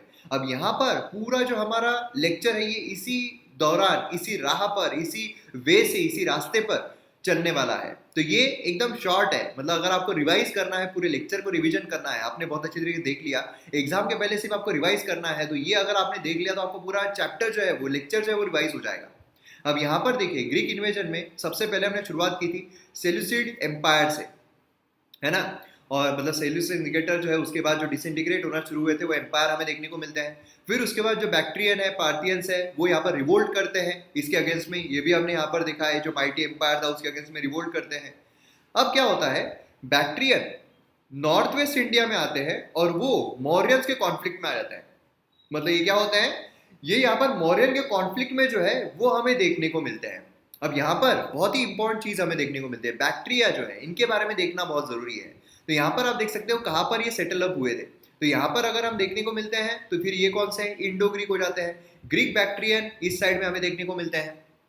तो इसमें बैक्ट्रियन जो है उनको अपना एम्पायर काफी ज्यादा एक्सपांड करना था कि नहीं भैया अब ये छोटा है यार, इसको हम एक्सपांड करेंगे, कि इसको ग्रीक बैक्ट्रियन को, ठीक है, एक्सपांड करना है, एक्सपांड करना है, एक्सपांड करना है। तो इसलिए उन्होंने क्या किया, जो इंडियन सब कॉन्टिनेंट है उसका वेस्टर्न जो पार्ट है उनको पता चला कि यार यहाँ पे ना थोड़ा वीक सक्सेसर हमें देखने को मिल रहा है, यहाँ पे ना इतना कोई स्ट्रांग नहीं है, मौर्यन एम्पायर जो है ना वो खत्म हो चुका है। तो इसलिए अभी यहाँ पर हमको क्या करना पड़ेगा, हमें यहाँ पर कब्जा जो है वो जमाना पड़ेगा। इसलिए वो इंडियन सब कॉन्टिनेंट का जो वेस्टर्न पार्ट है उस पर हमला जो है वो कर देते हैं, इन्वेड जो है वो यहाँ पर कर देते हैं। बैक्ट्रियन जो है वो वीक मौर्यन के क्लैश में आ जाते हैं और वो लार्ज पार्ट जो है इंडस डेल्टा का है ना, ये जो कच्छ है, सौराष्ट्र है, वो यहाँ पर कैप्चर कर लेते हैं, तो वो उनके अंडर में आ जाता है। अब यहाँ पर देखिए जो बुद्धिस्ट टेक्स्ट है, क्योंकि क्या है, फैक्चुअल इंफॉर्मेशन बहुत इंपॉर्टेंट होती है। यूपीएससी बोलिए, बाकी कोई भी एग्जाम बोलिए, फैक्चुअल क्वेश्चन सीधे आ जाते हैं। इसलिए फैक्चुअल इंफॉर्मेशन आपको पता रहना बहुत जरूरी है, आपको याद रखना भी जरूरी है। क्योंकि क्या होता है, लिटरेरी टेक्स्ट जो होते हैं उसी के साथ साथ उस दौरान कौन से पोएट्स रहे हैं या फिर कौन से महान लोग रहे हैं, ठीक है, उनके दरबार में, ये भी क्वेश्चंस काफी बार एग्जाम्स में आ जाते हैं। जैसे कालिदास जो है वो कौन से एरा में हमें देखने को मिल रहा था, ठीक है, तो ऐसे हमें कई बार देखने को मिलते हैं। तो ये चीजें आपको पता रहना बहुत जरूरी है। तो यहाँ पर बुद्धिस्ट टेक्स्ट जो है इसमें मिलिंदोपो ये रिकॉर्ड करता है dialogues between one of the Yavana king Menander two and Nagasena. तो ये भी चीज काफी इंपॉर्टेंट है। तो यहाँ पर दोनों के बीच का कौन करता है, तो ये आपको पता रहना चाहिए, बुद्धिस्ट टेक्स्ट में हमें देखने को मिलता है। लेटर बैक्ट्रियन जो है वो यहाँ पर पार्थियंस और जो सिंधियाज है इनका इन्वेजन फेस करते हैं। मतलब यहाँ पर ये भी चैन से बैठ पा रहे हैं क्या, नहीं, इन्होंने तो बोल दिया वाह हमने इन्वेट कर दिया, हमने इन्वेट कर दिया, लेकिन ये भी चैन से नहीं बैठ पा रहे थे। यहाँ पर भी पार्थियंस और सिंधियंस जो है इन्होंने यहाँ पर आक्रमण कर लिया था। इन्हीं को कहा जाता है शाकास, ठीक है, ये हम आगे देखेंगे। तो यहाँ पर हमने जो शुंगास है वो लास्ट लेक्चर में देख लिया था, कानवास देख लिया था। अब यहाँ पर जो नॉर्थ वेस्टर्न पार्ट हम देख रहे हैं इसका हमने ग्रीक जो है यहाँ पर देख लिया है। अब हम बढ़ते हैं शाकास पर, जिसे हम सिंधिनास जो है ये कहते हैं। तो यहाँ पर अगर हम देखते हैं सिंधियास, तो ये हमें ये वाले रीजन में देखने को मिलते हैं, ये वाला पार्ट आप देख सकते हैं, और यहाँ पर है पार्थियंस, ठीक है। तो अब यहाँ पर बहुत इंपॉर्टेंट चीज आती है कि ये कौन थे, नॉमेडिक पेस्ट्रोइस्ट थे, ट्राइब थी, जो कि यहाँ पर सेंट्रल एशियन जो है स्टीप ग्रासलैंड उसमें हमें देखने को मिलते हैं। ग्रासलैंड को अलग अलग जगहों पर अलग अलग नाम से जाना जाता है ना, और ये हम ज्योग्राफी में देखेंगे कि कौन से ग्रासलैंड को कौन से नाम से जाना जाता है। एशिया की अगर हम बात करें तो स्टेपे या फिर स्टेप जो है वो कहा जाता है, और उसी के साथ साथ ये जो थे ये इसी रीजन से बिलोंग करते थे, और इनको हॉर्समैनशिप जो है उसमें काफी ज्यादा एक्सीलेंस, महारत इनको हासिल थी। इंडिया में इनको शाकास जो है कहा जाता है। तो अक्सर आपको एग्जाम में जो है वो अगर शाकास आ जाए मतलब इन्हीं की हम बात कर रहे हैं, या फिर ये आ जाए मतलब इन्हीं की हम बात कर रहे हैं, ठीक है, किसी भी नाम से आपको क्वेश्चन जो है पूछा सकता है ताकि आपको घुमा फिराया जा सके। तो आपको सभी नाम पता रहना जरूरी है। अब इसमें अगर हम बात करते हैं तो कैसे ये घुसते हैं, देखिए क्या होता है, सेकेंड बीसी में जो चाइना है वो एक ग्रेट वॉल अपनी कंस्ट्रक्ट कर लेता है। सुना होगा आपने, ग्रेट वॉल जो है वो कंस्ट्रक्ट कर लेता है। वो कंस्ट्रक्ट क्यों करता है, तो यहाँ पर मौज में नहीं कि नहीं हम ऐसा कुछ बनाएंगे कि आगे आने वाली जनरेशन जो है वो देखने के लिए आएगी, ऐसे ही कुछ नहीं था। क्या था कि जो चाइना है उनको खतरा था यूजी से, ठीक है, इनसे काफी ज्यादा खतरा था। अब ये लोग जो है आक्रमण करने वाले थे चाइना पर। अब ये लोग इतने खतरनाक माने जाते थे कि ये जो कौटिया होती है उसमें खून पीना, या फिर कौटिया जो है वो निकाल निकाल के सीधा खा लेना, तो ऐसे लोग थे, इतने भयानक लोग थे, ऐसा बोला जाता है, ठीक है, ऐसा अगर हम देखें तो बोला जाता है। तो उनसे बचने के लिए जो यहाँ पर चाइना है उन्होंने एक वॉल जो है वो खड़ी कर दी। अब ये लोग इधर तो नहीं आ सकते थे, और इसी वजह से क्या हुआ, ये लोग इधर गए। अब इधर गए तो यहाँ पर ये जो थे इनको उन्होंने ढकेल दिया, फिर इधर ढकेल दिया, फिर यहाँ पर क्या हुआ, ये पार्थियन यहाँ पर इनके द्वारा ढकेले गए, और फिर हमें यहाँ पर ये देखने को मिलते हैं, मतलब शाकाज है वो यहाँ इस तरीके से यहाँ पर आते हुए देखने को मिलते हैं, क्योंकि ये गए, इन्होंने यहाँ ढकेला, फिर शाकाज जो है यहाँ से पार्थियन, फिर पार्थियन ने ढकेला, फिर यहाँ पर इंडियन सब कॉन्टिनेंट की तरफ आते हुए देखने को मिलते हैं, ठीक है। तो इसके वजह से ग्रेट माइग्रेशन हुआ इनका, यूजी जो है इनका ग्रेट माइग्रेशन हुआ, ठीक है, वेस्टर्न साइड में। और फिर उसके बाद जो सिंथियान्स है इनके ये लोग कांटेक्ट में आए, फिर ये जो है ये यहाँ पर इनको उन्होंने पुश कर दिया टुवर्ड्स ईरान, मतलब नीचे साइड, जैसे मैंने आपको कहा इधर पुश कर दिया। फिर ये पार्थियंस जो इनके कांटेक्ट में आए, पार्थियंस ने क्या किया, उनको और ज्यादा धकेल दिया, और ये ढकेले गए, और फिर यहाँ पर एक गांधार रीजन जो है इसमें हमें देखने को मिले, गांधार रीजन जो है वहां पर आते हुए देखने को मिले। कौन, तो ये सिंथियंस मतलब शाकाज जो है। अब इनके बारे में अगर थोड़ा फैक्ट्स हम देख लेते हैं, क्योंकि फैक्ट्स काफी ज्यादा इंपॉर्टेंट होते हैं। मोगा जो है, मोगा अर्लियर शाका रूलर हमें देखने को मिलता है। तो मोगा जो है वो कौन था, शाका रूलर था, ठीक है। Subdued Indo Greeks and establish territory in the Gandhara region, उसने क्या किया, गांधार रीजन जो है वहां पर अपनी टेरिटरी जो स्टैब्लिश की। मोगा ने लार्ज नंबर ऑफ जो कॉपर कॉइन्स है वो भी यहाँ पर इशू किए थे, जिसमें शिवा के मतलब जो बुद्धा है एज वेल नोन बुद्धा, वो यहाँ पर इमेजेस यहाँ पर की गई थी। यहाँ पर आप देख सकते हो किस तरह इमेजेस हमें देखने को मिल रही है। बाद में यहाँ पर क्या हुआ, डीपर इनटू द इंडिया ये लोग जो है वो पेनिट्रेट होना शुरू हो गए थे। अब आपके मन में सवाल आएगा कि इन्होंने ये जो इमेजेस है ये क्यों यहाँ पर लगाई थी, वो तो बाहर से आए थे, वहां पर क्या है, तो उन्होंने क्यों लगाया था। देखिए क्या होता है कि जब भी आप किसी को इन्वेड कर रहे हो तो वहां पर जो प्रथा चलती आ रही है, तो वो प्रथा के अकॉर्डिंग अगर हम थोड़ा बहुत बर्ताव कर ले तो लोग हमारे साथ एडजस्ट कर लेंगे, है ना। तो यही इन्होंने करने की कोशिश की। यहाँ पर कॉइन जो है विद शिवा बुद्धा ये क्यों हमें देखने को मिले, इंडियन सोसाइटी जो है डोमिनेटेड थी दो रिलीजन से, बुद्धिज्म और ब्राह्मणिज्म, है ना। तो इसीलिए क्या हुआ कि उनको सोशल एक्सेप्टेंस जो है कि बस लोग हमको एक्सेप्ट कर ले। अब हम अगर बोलेंगे कि हाँ हम ये कर रहे हैं, हम शिवा जो है उनकी यहाँ पर छाप रहे हैं, तो फिर वो लोग खुश हो जाएंगे। हम बुद्धा जो है उनकी यहाँ पर तस्वीर जो है वो छाप रहे हैं तो लोग खुश हो जाएंगे, है ना। ये इसलिए वजह से इन्होंने जो लॉर्ड शिवा है उनकी यहाँ पर तस्वीर जो है वो हमें देखने को मिलती है, जो बुद्धा है उनकी तस्वीर देखने को मिलती है ना। तो ये चीज उन्होंने यहाँ पर की थी कि यहाँ पर सोसाइटी जो है उसमें ज्यादा से ज्यादा हम पेनिट्रेट कर सके। ट्रेड जो इंडियन मर्चेंट के साथ, कॉइन्स के साथ यहाँ पर रिक्वायर्ड था, तो ये चीज हमें यहाँ पर देखने को मिलती है। गवर्निंग स्ट्रक्चर अगर हम देखते हैं शाकाज का, शाकाज ने दो अथॉरिटीज जो है इंडिया में वो स्टैब्लिश की थी। दो अथॉरिटीज कौन सी है, northern Shakas of Takshashila and Mathura. यहाँ पर नदन जो हमें देखने को मिलता है, तक्षशिला एंड मथुरा। वेस्टर्न में हमें मालवा और कठेवार ये देखने को मिलता है। तो ये चीज काफी ज्यादा इंपॉर्टेंट है, ये चीज आपको पता रहना चाहिए। अब यहाँ पर हमें जो सात्रप सिस्टम है ये भी देखने को मिलती है। अब ये क्या है, ये बेसिकली अगर आप देखोगे सात्रप का मतलब होता है गवर्नर्स, ठीक है। गवर्नर जो होते हैं शाका किंग के, मतलब जो राजा है शाकाज का उसका जो गवर्नर है उसको यहाँ पर सत्रप कहा जाता है।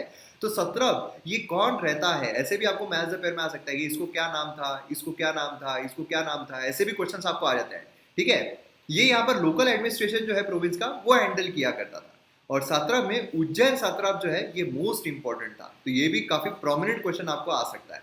उज्जैन सात्रप में जो राजा था मोस्ट पावरफुल, वो हमें कौन सा देखने को मिलता है, वो है रद्रदमन। रद्रदमन वन देखने को मिलता है मोस्ट पावरफुल, और उसने खुद को महासत्रप जो है ये कंसिडर कर दिया था, ठीक है। तो ये भी चीज काफी ज्यादा इंपॉर्टेंट हमें एग्जाम पर्सपेक्टिव से देखने को मिलती है। उसी के साथ साथ उसने खुद का नाम जो है वो इंडियनाइज भी कर दिया था, ठीक है, himself by the name and methods. तो ये भी काफी इंपॉर्टेंट है। अब यहाँ पर जो यवनेश्वर है, ठीक है, यवनेश्वर ग्रीक राइटर, उसके कोर्ट में उसने रख दिया था जिससे कि यहाँ पर जो भी चीजें हैं वो ट्रांसलेट की जा सके संस्कृत में, ग्रीक से संस्कृत में। क्योंकि क्या होता है कि वो अपना इतिहासकार जो होते हैं वो अपने इतिहास में खुद का नाम जो है वो अमर बनाना चाहते हैं, तो भैया लिख दो, आगे की आने वाली जनरेशन जो है मुझे याद रखेगी। लेकिन ग्रीक उनको समझी नहीं, तो इसलिए यहाँ के जो लोग हैं इनको समझाने के लिए, इनको समझने के लिए यहाँ पर हम संस्कृत जो उसमें ट्रांसलेट कर देते हैं। तो कौन रखा गया था?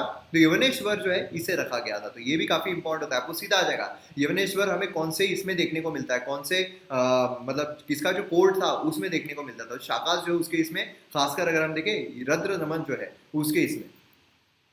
फिर यहाँ पर हमें देखने को मिलता है जूनागढ़ रॉक इंस्क्रिप्शन, ठीक है, जूनागढ़ रॉक इंस्क्रिप्शन है, तो इसमें भी काफी सारी चीजें दी गई है, तो इसमें भी फैक्चुअल क्वेश्चन बन सकता है। यहाँ पर हमें जो शाकास है और सातवाहना है उनके रिलेशन के बारे में पता चलता है। रुद्रदमन किंग जो है उसने यहाँ पर सातवाहना किंग जो वशिष्ठ पुत्र इसको यहाँ पर डिफीट किया था। उसी के साथ साथ जो मैट्रिमोनियल रिलेशंस है दो किंगडम्स के बीच में उसके बारे में भी चर्चाएं हमें देखने को मिलती है। देखिए क्या होता था कि अगर यहाँ पर किसी कोई है, अगर उसको यहाँ पर लड़ना नहीं इस किंगडम के साथ, तो वहाँ पर रानी है क्या, ठीक है चलो ना फिर हम शादी कर लेते हैं, है ना। तो इससे क्या होगा, मैट्रिमोनियल अलायंस हो जाएगा, दोनों किंगडम जो इसी के हो जाएंगे। ये हमने पहले भी देखा हुआ है, कौन सा किंग जो है इस तरह की चीजें किया करता था। उसी के साथ यहाँ पर रुद्रदमन वन जो है उसने यहाँ पर कल्चरल आर्ट, संस्कृत लिटरेचर काफी सपोर्ट किया था। उसी के साथ साथ यहाँ पर रुद्रदमन वन जो है उसमें dams, repairing of lake Sudarshan, Sudarshan अगर आप देखोगे तो आपको अशोक कालखंड में देखने को मिलता है ना, नाम सुनने को मिलता है। और यहाँ पर अगर आप देखोगे उसका रिपेयरिंग, ये सारी चीजें हमें देखने को मिल रही है, ठीक है। मतलब यहाँ पर मौर्यन प्रोबेबली यहाँ पर फ्लड जो है उसको रोकने के लिए हमें देखने को मिलते हैं। फिर उसके बाद यहाँ पर सक्सेसर जो है रुद्रदमन वन का, वो यहाँ पर 4th सेंचुरी जो है तब तक हमें रूल करता हुआ देखने को मिलता है। फिर उसके बाद जो सातवाहना है उनको चला जाता है जमीन, या फिर जो अरब चिफ्स है उनके पास चल जाती है। तो ये भी चीज काफी ज्यादा इंपॉर्टेंट है, ठीक है। तो ये इंस्क्रिप्शन हमें देखने को मिलता है। सीधा अगर आपको क्वेश्चन आ जाए जूनागढ़ रॉक इंस्क्रिप्शन के बारे में कि बार नीचे दी गए में से कौन कौन से जूनागढ़ रॉक इंस्क्रिप्शन के बारे में बात करते हैं, तो वो आपको यहाँ पर पता रहना चाहिए। अब यहाँ पर शाकास जो है हमारा कंप्लीट हो जाता है। तो अब यहाँ पर हम बात करते हैं पार्थियंस की या फिर पलावास की। तो जब हम यहाँ पर पलावास की बात करते हैं तो पार्थियन जो है वो खुद को इंडिपेंडेंट बता देते हैं सेल्यूसिड एम्पायर से। तो यहाँ पर आप देख सकते हो पार्थियन किंगडम जो है इस तरीके का हमें देखने को मिलता है। न्यूली इंडिपेंडेंट किंगडम जो है उनको खुद का किंगडम एक्सपांड करना था। हर किसी को जो भी यहाँ पर नया नया आता है तो नई नई दौलत, नई नई शोहरत हर किसी को पसती नहीं है। तो यहाँ पर नई नई दौलत भी आई थी, नई नई शोहरत भी आई थी और नया नया साम्राज्य भी आया था। तो जब नया नया साम्राज्य आया है तो फिर इसे फैलाना बहुत जरूरी है। इतिहास में हमारा नाम जो है वो अमर रहना चाहिए, इतिहास में नाम लिया जाना चाहिए। और इसी के चलते यहाँ पर वो क्या करते हैं, पंजाब जो है इंडिया में उसमें रेड कर देते हैं। और उसी के साथ यहाँ पर जो सब कॉन्टिनेंट है इंडो पार्थियंस, इस तरीके से उनकी टेरिटरी जो है उसको नाम दिया जाता है। अब इसमें अगर हम देखें तो जो गोंडोपरस वन है ये प्रोमिनेंट रूलर हमें देखने को मिलता है। नाम इंपॉर्टेंट होते हैं, जो राजा उनके नाम इंपॉर्टेंट होते हैं। मैं एक काम करूंगा, जब हमारा गुप्ता एम्पायर खत्म हो जाएगा और उसके बाद भी जब पोस्ट गुप्ता एम्पायर भी हमारा खत्म हो जाएगा, उसके बाद जितने भी राजा लोग हैं उसका मैं क्रोनोलॉजी भी आपके लिए लेकर आऊंगा। और उसी के साथ साथ हर एक राजा ने खुद को कुछ उपाधियां दी थी, ठीक है, आगे हम देखेंगे खुद को उपाधियां दी थी। तो उन उपाधियों के बारे में भी मैं लेकर आऊंगा, जिससे क्या है कि आपका कंफ्यूजन दूर हो जाए, कौन से राजा को क्या कहा, नेपोलियन ऑफ इंडिया किसको कहा जाता है। तो ऐसे क्वेश्चंस कई बार आपको एग्जाम में आ जाते हैं और पूछे भी गए हैं, पहले भी पूछे गए। इंडियन टेक्स्ट में पार्थियन जो उनको पलावास जो है ये कहा जाता है। तो ये काफी इंपॉर्टेंट चीज इनके बारे में हमें देखने को मिलती है। फिर उसके बाद अब पलावास कंप्लीट हो गया। अब यहाँ पर मोस्ट पावरफुल मतलब कुशाण जो है वो हमें देखने को मिलते हैं, जिसके अंडर में 4th बुद्धिस्ट काउंसिल जो है वो भी होती है। तो इसमें अगर हम थोड़ा बैकग्राउंड देख ले तो कुशाण जो है वो ओरिजिनली थे कौन? कुशाण जो है वो ओरिजिनली थे ह्यूजी ट्राइब। याद आ रहा है क्या आपको, चाइना से जिनसे बचने के लिए चाइना की वॉल बांधी गई थी और फिर वो उधर साइड माइग्रेट करते थे, जिसकी वजह से शाकास आए, पलावास आए, अब ये भी आ चुके हैं। तो यही थे कुशाण, यही थे, मतलब यहाँ से नहीं मिला तो यहाँ से आकर कब्जा जमाना शुरू, ठीक है। अगर इनके बारे में हम देखते हैं, नोमेडिक पेस्ट्रिस्ट थे, मतलब यहाँ पर घूमते रहना, एक जगह पर सेटल नहीं होना। लेकिन बाद में क्या हुआ, बाद में उन्होंने एक सेकेंडरी लाइफस्टाइल जो है वो अडॉप्ट कर ली थी, मतलब अलग अलग जगहों पर वो सेटल होना शुरू हो गए थे। वो सेटल हुए नॉर्थ वेस्ट इंडिया में, क्योंकि जो टर्बुलेंट कंडीशन है सेंट्रल एशिया में वो ज़्यादा थी। फिर कुशाण जो है उन्होंने यहाँ पर इंडियन कल्चर जो है खुद अडॉप्ट कर लिया कि उनको पसंद आया, है ना। और फिर कुछ नए एलिमेंट जो है वो भी इसमें उन्होंने शामिल किए थे। अब इसमें हम प्रोमिनेंट किंग्स अगर देखते हैं तो हमें देखने को मिलते हैं जो पुजवाला है ये हमें देखने को मिलता है। Defeated Shakas Greeks and rival power, इसने क्या किया था, इसने शाकास को डिफीट किया, इसने ग्रीक्स को डिफीट किया, ठीक है, तो पावरफुल था। उसके बाद हमें बीमा ये देखने को मिलता है, इसे for having issued large number of gold coins, बहुत सारे गोल्ड कॉइन्स जो है वो इशू किए थे। अगर आप देखोगे इंडो ग्रीक जो उन्होंने गोल्ड कॉइन जो है वो इशू किए इंडिया में, और फिर अब यहाँ पर इन्होंने क्या किया, large number of gold coin जो है वो इशू कर दिए थे बीमा ने। फिर अगर हम कनिष्क देखते हैं तो ये मोस्ट प्रोमिनेंट और पावरफुल रूलर जो है वो देखने को मिलता है। इसके अंडर में जो क्लाइमैक्स है, मतलब जेनिथ होता है, एकदम हाईएस्ट पॉइंट होता है, वहां तक पूरा एम्पायर पहुंच जाता है। ठीक है, यहाँ पर जो कुशान है believed in divine origin of kingship. अगर आप देखोगे तो बहुत सारी जगहों पर राजा जो है उसका यही बोलना था कि जो भगवान है उनके द्वारा मुझे भेजा गया है। ठीक है, तो इस तरीके से हमें देखने को मिलता था, उसने यही बोला था। अब यहाँ पर जब हम वीमा की बात करते हैं तो उसने टाइटल अज्यूम किया था lord of the whole world. क्या टाइटल लिया? Lord of the whole world. ठीक है, उसको यहाँ पर खड़पीसेस 2 जो है ये भी कहा जाता था। तो ये lord of the whole world, जैसा मैंने आपको कहा कि अलग अलग राजाओं ने खुद को ही अलग अलग उपाधियां दी थी। ठीक है, तो ये काफी इंपॉर्टेंट होता है। उसने यहाँ पर सिल्क रूट जो है वो भी मेंटेन किया था। सिल्क रूट आपको पता है, जो चाइना वाला सिल्क रूट है। कॉइन्स की अगर हम बात करें तो huge number of gold coins जो है वो उसने इशू किए थे, और इकोनॉमिक पावर जो उस टाइम पर वो ये दर्शाता है कितनी इकोनॉमिक पावर उनकी रही होगी। सोचिए आप, गोल्ड कॉइन्स जो है वो इशू किए जा रहे हैं तो कितनी ज्यादा पावर रही होगी। उसी के साथ डबल मिंटेड कॉइन्स जो है जिसे दिनार कहा जाता है, मतलब इधर से भी छपा हुआ उधर से भी छपा हुआ, डबल मिंटेड हमें देखने को मिल रहा था। जो शिवा है उनकी इमेज भी पोर्ट्रे की गई थी, वहां पर पुट की गई थी कॉइन्स पर, और खुद को शिवा का डिवोटी जो है वो यहाँ पर ये कहलाता था। तो ये भी आपको पता रहना बहुत जरूरी है। कनिष्क वन हमें देखने को मिलता है। कनिष्क वन मोस्ट पावरफुल हमें देखने को मिलता है इसमें, एकदम जो क्लाइमेक्स जेनिथ तक जिसने लेकर गया। इसे केसर भी कहा जाता है। जैसा मैंने आपको कहा कि हर राजा का अलग अलग अपना एक नाम भी देखने को मिलता है। केसर, कनिष्क, ठीक है, याद रखिएगा, केसर, कनिष्क। कनिष्क में काफी केसर है इस तरीके से। ठीक है, Indian interpretation of Roman Caesar. अब इसमें अगर हम देखें तो देवपुत्र जो है, सन ऑफ गॉड, ये यहाँ पर हमें देखने को मिलता है कि मैं पुत्र हूँ। ठीक है, भगवान जो है उनका पुत्र हूँ। मेन कैपिटल जो है वो हमें पुरुषपुरा, मतलब पेशावर जो है वो देखने को मिलती है। टेरिटरी जो है वो एरल सी से काशी तक पूरी स्प्रेड होती हुई हमें देखने को मिलती है। और उसी के साथ साथ शाका एरा जो है वो यहाँ पर शुरू होता है। तो यहाँ पर आप देख सकते हो क्रेडिट दिया जाता है शाका एरा को। आपने कई बार सुना होगा कैलेंडर से रिलेटेड या किसी भी चीज से रिलेटेड।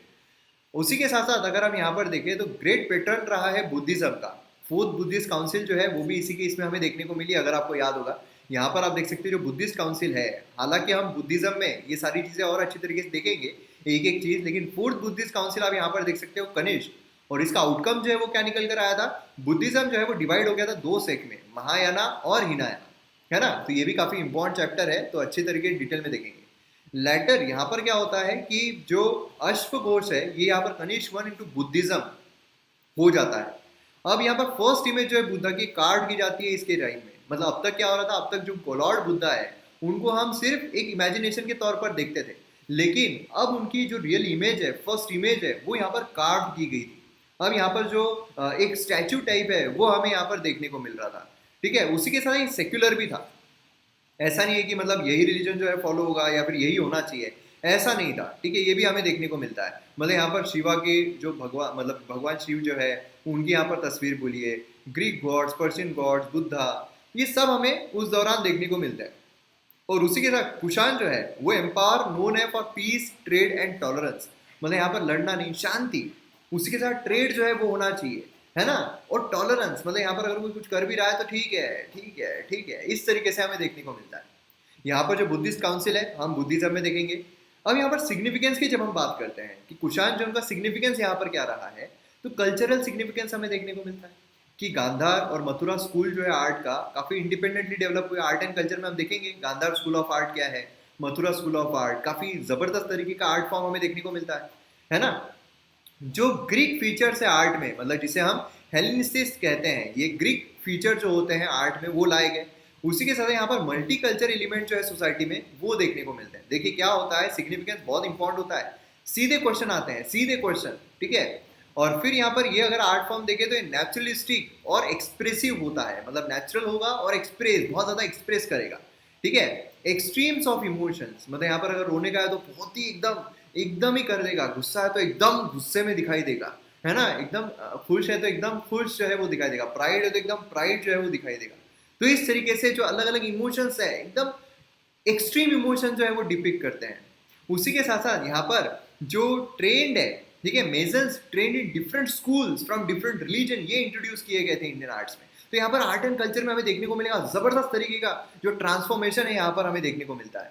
उसी के साथ साथ यहाँ पर ट्रेड एंड कॉमर्स, जैसे मैंने आपको कहा था, पीस, शांति के लिए, ट्रेड के लिए, और उसी के साथ साथ आर्ट फॉर्म के लिए काफी ज्यादा फेमस था। यहाँ पर ट्रेड एंड कॉमर्स अगर हम देखते हैं तो सिल्क रूट को पूरी तरीके से कंट्रोल जो है वो यहाँ पर करके रखा था, इसलिए यहाँ पर डायरेक्ट कॉन्टेक्ट जो है विथ रोमन एम्पायर ये स्टैब्लिश हुआ था।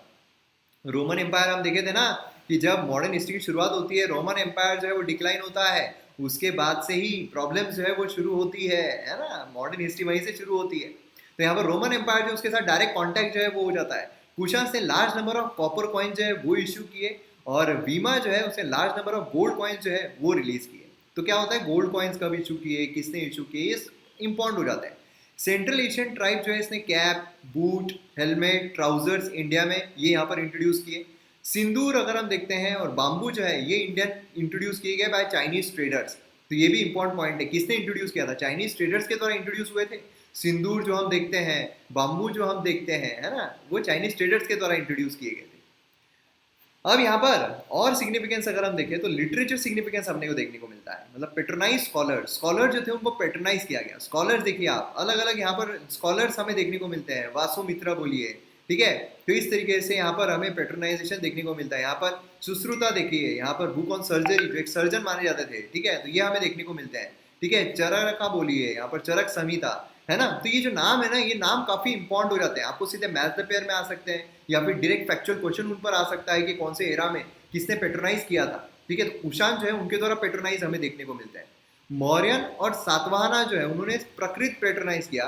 कुछ सेंट्रल एशियन प्रिंस जो है उन्होंने यहाँ पर संस्कृत लिटरेचर जो है उसको पेट्रोनाइज किया। उसी के साथ साथ उन्होंने ग्रीक, प्रकृत, संस्कृत ये सब यहाँ पर यूज जो है, इस्तेमाल जो है वो किए और इन्फ्लुएंस किया Prakrit toward the end of their rule appear Sanskrit. Clear है, तो ये भी चीज काफी ज्यादा इंपॉर्टेंट है। एंड में जो रूल है, एंड में प्योर संस्कृत जो है वो यहाँ पर देखने को मिलता है। उसी के साथ यहाँ पर अगर हम देखें तो रिलीजियस सिग्निफिकेंस जो है वो भी जबरदस्त तरीके का रहा है। मतलब यहाँ पर अगर हम खड़पीसे की बात करते हैं, ठीक है, जो कुजुला खड़पीसे हैं, तीन ही है ना, कुजुला, वीमा और कनिष्क। तो यहाँ पर कुजुला की अगर हम बात करते हैं तो बुद्धिज्म जो है वो अडॉप्ट किया हुआ, पेट्रोनाइज करता हुआ हमें देखने को मिलता है। फिर वीमा की अगर हम बात करें तो शिवा डिवोटी ये हमें देखने को मिलता है। और कनिष्क की अगर हम बात करते हैं तो बुद्धिज्म का इन्फ्लुएंस जो है वो पीक पर था कनिष्क के टाइम पर अगर हम देखते हैं। डिक्लाइन अगर हम देखें, कुशांस का डिक्लाइन, तो यहाँ पर इंडिपेंडेंट किंगडम गुप्ता, मालवा, है ना, ये सब काफी ज्यादा बढ़ चुके थे और एम्पायर ये काफी ज्यादा वीक होता जा रहा था। देखिए कोई भी एम्पायर जो है ना वो जेनिथ तक जाता है, मतलब एकदम हाई तक पहुंचता है, उसके बाद वो डाउन आना शुरू ही होता है। तो इसी तरीके से यहाँ पर सक्सेसर पे डिपेंड करता है कि सक्सेसर कौन है, कितना स्ट्रांग है। तो वीक सक्सेसर जैसे जैसे होते जाएंगे, जरूरी नहीं पहला ही वीक सक्सेसर जो है वही हरा दे सब, लेकिन फिर वीक का वीक ही होगा, फिर और वीक होगा, फिर और वीक होगा। तो इससे क्या होता है, जो दूसरे लोग हैं उनको अपॉर्चुनिटी दिखती है, दूसरे लोगों को यहाँ पर डिसइंटीग्रेट होना चाहते हैं या फिर उस पर अटैक करना चाहते हैं, यही हमें देखने को मिलता है। तो इंडिपेंडेंट किंगडम जो है गुप्ता, मालवा, ये यहाँ पर हो गए थे। वीक सक्सेसर जो है ये हमें देखने को मिल रहे थे। और लास्ट कुशान रूलर जो है, कुशान एम्पायर डिवाइड हो गया था वेस्टर्न और ईस्टर्न पार्ट में, जैसा कि हमने मौर्यन का भी देखा था कि वेस्टर्न पार्ट और ईस्टर्न पार्ट दोनों ही पार्ट में डिवाइड हो गया था। अगर हम वो वाला पार्ट देखते हैं वेस्टर्न पार्ट, तो ग्रीक जो है वो यहाँ पर इन्वेड कर रहे थे, और अगर हम सेंट्रल या फिर जो ईस्टर्न पार्ट है वो देखते हैं तो वो बाकी जो लोकल पावर थी उनके द्वारा जो है वो इन्वेड किया गया था। तो इस तरीके से यहाँ पर डेथ हो जाती है कुशान रूलर की, और फिर ये भी डिसइंटीग्रेट हो जाता है दो पार्ट में, वेस्टर्न और ईस्टर्न पार्ट में। वेस्टर्न पार्ट जो है ये पर्शियन एम्पायर के द्वारा ले लिया जाता है, पर्शियन एम्पायर के द्वारा। ईस्टर्न पार्ट जो है यहाँ पर गुप्ता जो है उनके अंडर में आ जाता है। तो गुप्ता पीरियड हम यहाँ पर देखेंगे बहुत ही जबरदस्त है और बहुत इंपॉर्टेंट है एग्जाम पर्सपेक्टिव से भी। एग्जाम में अगर आप देखोगे तो बहुत सारे क्वेश्चन, एंशिएंट हिस्ट्री के अगर 10 क्वेश्चन आए तो उसमें से कम 5 से ज्यादा क्वेश्चन जो है गुप्ता पीरियड के रह सकते हैं, गुप्ता पीरियड के बाद के रह सकते हैं, ठीक है। इतना इंपॉर्टेंस है इसका, वो रह सकते हैं, ठीक है, जरूरी नहीं रहेंगे लेकिन रह सकते हैं, पहले के भी पूछे जा सकते हैं, ऐसा भी हो सकता है गुप्ता पीरियड का कुछ ना, लेकिन इंपॉर्टेंट बहुत है। अब यहाँ पर देखिए शॉर्ट में मैंने आपको दिखा दिया है ये, जिससे कि आपको आसानी से याद रह जाए। बैक्ट्रियन अगर हम देखें तो ये बैक्ट्रियन थी इंडियन की, इसमें भी इनको रेफर किया जाता है रीजन ऑक्सस जो है, हिंदू कुश माउंटेन जो है अफगानिस्तान के। पार्थियंस अगर हम देखें तो पलावास कहा जाता है, पलावास जो है साउथ ईस्ट यहाँ से कैस्पियन सी से जो है आए थे, ईरानियन ट्राइब हमें देखने को मिलती है। फिर सिंथियंस अगर हम देखें, शाकाज इनको बोला जाता है, ये बिलोंग करते हैं रीजन नियर अरल सी, ठीक है, सेंट्रल एशियन ट्राइब है और नॉमेडिक पेस्ट्रल्स थे। फिर अगर हम याची ट्राइब देखते हैं, यूची ट्राइब, तो ये कुशांस है और ये यहाँ पर मतलब जो चाइना है वहाँ आने वाले थे, लेकिन वहाँ से वो उधर चल जाते हैं। मतलब सोचिए इनके वजह से इनका आगमन होता है और फिर इन दी एंड ये लोग जो है सब आकर डट कर देते हैं। तो ये हमें यहाँ पर देखने को मिलता है। तो इस तरीके से हमारा ये जो नॉर्थ वेस्ट पार्ट है ये भी यहाँ पर कंप्लीट हो गया है। लास्ट पार्ट देखने वाले हैं जो कि है सदर्न पार्ट। सदर्न पार्ट मतलब सातवाहनाज, ये हमें यहाँ पर देखने को मिलते हैं। तो काफी इंपॉर्टेंट है, काफी इंटरेस्टिंग है, उसी के साथ साथ काफी क्वेश्चन जो है इस पर पूछे जा सकते हैं। तो चलिए शुरू करते हैं। सातवाहना डायनेस्टी। जब हम सातवाहना डायनेस्टी के बारे में बात करते हैं तो इसमें हम इतने पार्ट्स में इसे पढ़ेंगे। मतलब सबसे पहले तो हम डायनेस्टी जो है उसके बारे में देखेंगे कि भैया डायनेस्टी क्या है ना। सोर्सेस, कौन कौन से सोर्सेस से हमें इस डायनेस्टी के बारे में पता चलता है। उसी के साथ साथ वहां पर कौन कौन से राजा रहे हैं और उनके क्या कॉन्ट्रीब्यूशन रहे हैं। उसी के साथ साथ जो टेरिटोरियल एक्सटेंट है वो उनका कितना रहा है। Political structure, social life, economic development, ये इनका किस तरीके से हुआ है। सिग्निफिकेंस डायनेस्टी का क्या रहा है, डायनेस्टी डिक्लाइन कैसे हुई है, और अगर कोई बाकी फैक्ट्स हमें देखने को मिलते हैं ये भी हम जानने की कोशिश करेंगे। तो इस तरीके से प्रीलिम्स बोलिए, मेंस बोलिए, दोनों पर्सपेक्टिव से हमारा ये बहुत ही कॉम्प्रिहेंसिव डिटेल में अच्छे तरीके से हो जाएगा। चलिए जानने की कोशिश करते हैं सबसे पहले तो डायनेस्टी के बारे में। तो जब हम यहाँ पर बैकग्राउंड देखते हैं तो हमें देखने को मिलता है कि बहुत ज़्यादा थियोरीज हमें देखने को मिली है। मतलब पर्टिकुलरली ऐसा नहीं कि एक थ्योरी मान्यता दी गई है कि हाँ ये एक थ्योरी हमें देखने को मिलती है सातवाहना के बारे में, सातवाहना का ओरिजिन, डायनेस्टी, इस तरीके से हमें देखने को मिल रही है। लेकिन अलग अलग चीजें, अलग अलग थियोरीज हमें देखने को मिलती है। जैसे कि फॉर एग्जाम्पल यहाँ पर नानाघाट इंस्क्रिप्शन जो है उसमें सातवाहना रूल का मेंशन है लेकिन आंध्र रूल का नहीं है। अब इसमें जो सिमुका है इसे मेंशन किया गया है as a first king. Satavahana का फर्स्ट किंग किसको, सिमुका जो है उसे यहाँ पर मेंशन किया गया है। वही अगर हम पुराण देखते हैं उसमें आंध्र रूल जो है उसका मेंशन किया गया है लेकिन सातवाहना रूल का मेंशन नहीं किया गया है। पहला आंध्र किंग अगर हम देखते हैं तो उसने कानवा को ओवरथ्रो किया था और वो पावर में आ गया था। और फिर अगर हम हिस्टोरियंस की बात करते हैं तो सातवाहना जो है वो आंध्र रीजन में ओरिजिनेट हुआ था ऐसा बोला जाता है, और फिर ये वेस्टवर्ड जो है वो मूव हुआ और फिर अपना पावर जो है उसने काफी जगहों पर स्प्रेड किया। तो इस तरीके से हमें अलग अलग थियोरीज जो है वो देखने को मिलती है। लेकिन थियोरीज में कॉमन क्या है, कॉमन ये है कि जो सातवाहना रूल है वो हमें सदर्न इंडिया में ही देखने को मिलता है। मतलब ऐसा नहीं है कि यहाँ पर जो अपर रीजन है, नदर्न रीजन है, उसमें सातवाहना रहे होंगे, जी नहीं। यहाँ पर कॉमन यही चीज है कि हाँ भैया जो भी हो लेकिन सदर्न पार्ट में ही हमें देखने को मिल रहा था। डेक्कन में उन्होंने इंडिपेंडेंट रूल जो है स्टैब्लिश किए कर दिए थे मौर्यन एम्पायर जो है वो यहाँ पर डिक्लाइन होने के बाद, ठीक है। और फिर जो रूल है 450 ईयर्स के आसपास हमें देखने को मिलता है। तो इस तरीके से आप सातवाहना डायनेस्टी जो है वो देख सकते हो। तो काफी इंपॉर्टेंट है। मैप इसलिए इंपॉर्टेंट होते हैं क्योंकि आपके दिमाग में वो छप जाते हैं। तो इसलिए आपको जो एरियाज है, टेरिटोरियल एक्सटेंट्स है, ये आपको अच्छे तरीके से पता चल जाते हैं। तो अब यहाँ पर हम बात करते हैं राजाओं की। डायनेस्टी के बारे में हमने देख लिया, सोर्सेस के बारे में हमने देख लिया। अब राजा और उनके कंट्रीब्यूशन क्या रहे हैं ये भी यहाँ पर इंपॉर्टेंट है। देखिए हमें पीएचडी नहीं करनी है ना। पीएचडी करने के लिए जाएंगे फिर उसके बाद ये करेंगे वो करेंगे, हाँ वो सब हमें नहीं करना है। यहाँ पर हमें एग्जाम ओरिएंटेड जो है वो देखना है कि कौन कौन सी चीजें इंपॉर्टेंट है। इसीलिए जो राजा भी है उनके बारे में भी हमें उतना ही जानना है जितना हमारे एग्जाम पर्सपेक्टिव से इंपॉर्टेंट है। नहीं तो उनका जन्म कब हुआ, कहाँ पर हुआ, कितने पुत्र थे, कितनी पुत्रियां थी, किस किस से शादी की, किस किसने की, मैट्रिमोनियल अलायंस हुए, ये हुए, फलाना ढिमकाना, ये सब याद करके मतलब ही नहीं है। टाइम वेस्ट कर रहे हैं हम, टाइम हमें इन्वेस्ट करना है। तो इसीलिए यहाँ पर जो राजा है और उनके कॉन्ट्रीब्यूशन है एक स्लाइड में आपको पूरा गो थ्रू में कर दे रहा हूँ। यहाँ पर आप देख सकते हो सबसे पहला सिमुका जो हमने देखा था। सिमुका जो है ये हमें सबसे पहला राजा देखने को मिलता है और ये फाउंडर माना जाता है कि ये सातवाहना जो है उसका फाउंडर रहा है एज पर पुराण, ठीक है। उसी के साथ साथ यहाँ पर सतकर्णी वन अगर हम देखते हैं, सतकर्णी वन कॉन्कर्ड किया था डेक्कन को, कोंकण को और काथियावाड़ रीजन को, ठीक है। और उसी के साथ साथ उसने अपने टाइटल कौन सा दिया था, तो दक्षिण पदपति। तो यहाँ पर आप देख सकते हो कि डेक्कन जो है मतलब दक्षिण पार्ट जो है उस पर कब्जा जो है वो जमा लिया है, इसलिए ये वाला टाइटल जो है वो उसको दिया गया। फिर सतकर्णी 2 हमें देखने को मिलता है, इसने 56 ईयर्स तक रूल किया। कलिंगा जो उसे ऑक्यूपाई कर लिया। आपको याद है अशोका जो है, कलिंगा ने पूरा उसका जो एक दिनचर्या है या फिर जो लाइफस्टाइल है वो पूरी चेंज कर दी थी अशोका की। तो ये कलिंगा जो है उसको ऑक्यूपाई कर लिया था क्योंकि मौर्यन एम्पायर जो उसमें अशोका जो है वो कलिंगा पर पूरा हमला कर देता है, उसे कब्जे में ले लेता है। लेकिन फिर उसके बाद कलिंगा जो है वो इंडिपेंडेंट हो जाता है और फिर से यहाँ पर सतकर्णी 2 जो है वो कलिंगा को अपने अंडर में ले लेता है। फिर उसके बाद हला किंग जो है वो हमें देखने को मिलता है। अब ये किताब जो है वो भी हमें देखने को मिलती है, मतलब बुक जो है वो भी प्रकृति में रिटर्न की हुई हमें देखने को मिलती है और वो भी आप अगर देखोगे तो कविताओं की, ठीक है। इसलिए इसे टाइटल जो है वो कविराज का दिया गया। तो ऐसे क्वेश्चंस आपको कई बार आ जाते हैं। मैंने हमेशा बोला है आपको कि कविराज जो है ये किसे कहा जाता है, ऐसे सीधे क्वेश्चन, फैक्चुअल क्वेश्चन आ सकते हैं।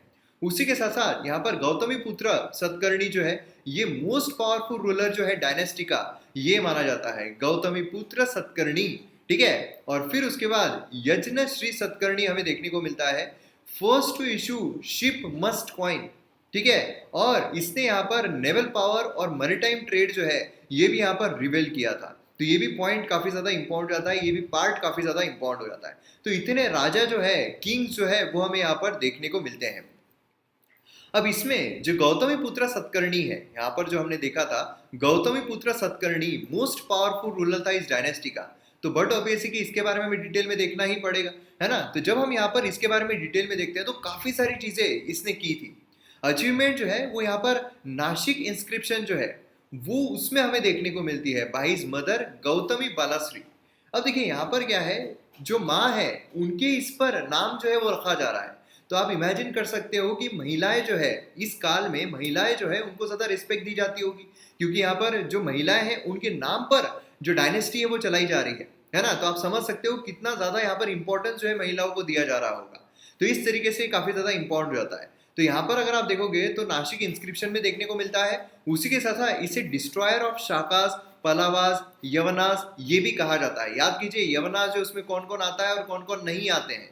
उसी के साथ साथ यहाँ पर जो मेट्रोमिनिक्स है ये भी रिसीव किया था, सिस्टम जो है ये यहाँ पर रिसीव किया गया है। मतलब क्या है, जो नाम है वो डिराइव किया जा रहा है फीमेल एंसेस्टर से, जैसे कि संजय लीला भंसाली, है ना। तो इस तरीके से यहाँ पर जो फीमेल एंसेस्टर है उनके नाम पर जो यहाँ पर नाम है वो लिया जा रहा है, नाम डिराइव किया जा रहा है। और उसी के साथ साथ उसने खुद को एका ब्राह्मणा भी कहा था, मतलब कि यूनिक ब्राह्मण। मतलब क्या है कि ब्राह्मण जो बियॉन्ड कंपैरिजन है, उसका कंपैरिजन ही नहीं हो सकता, ये इकलौता है, अकेला है, ठीक है। हमें भी ऐसा ही बनना है, आइदर बी ओनली वन और नंबर वन।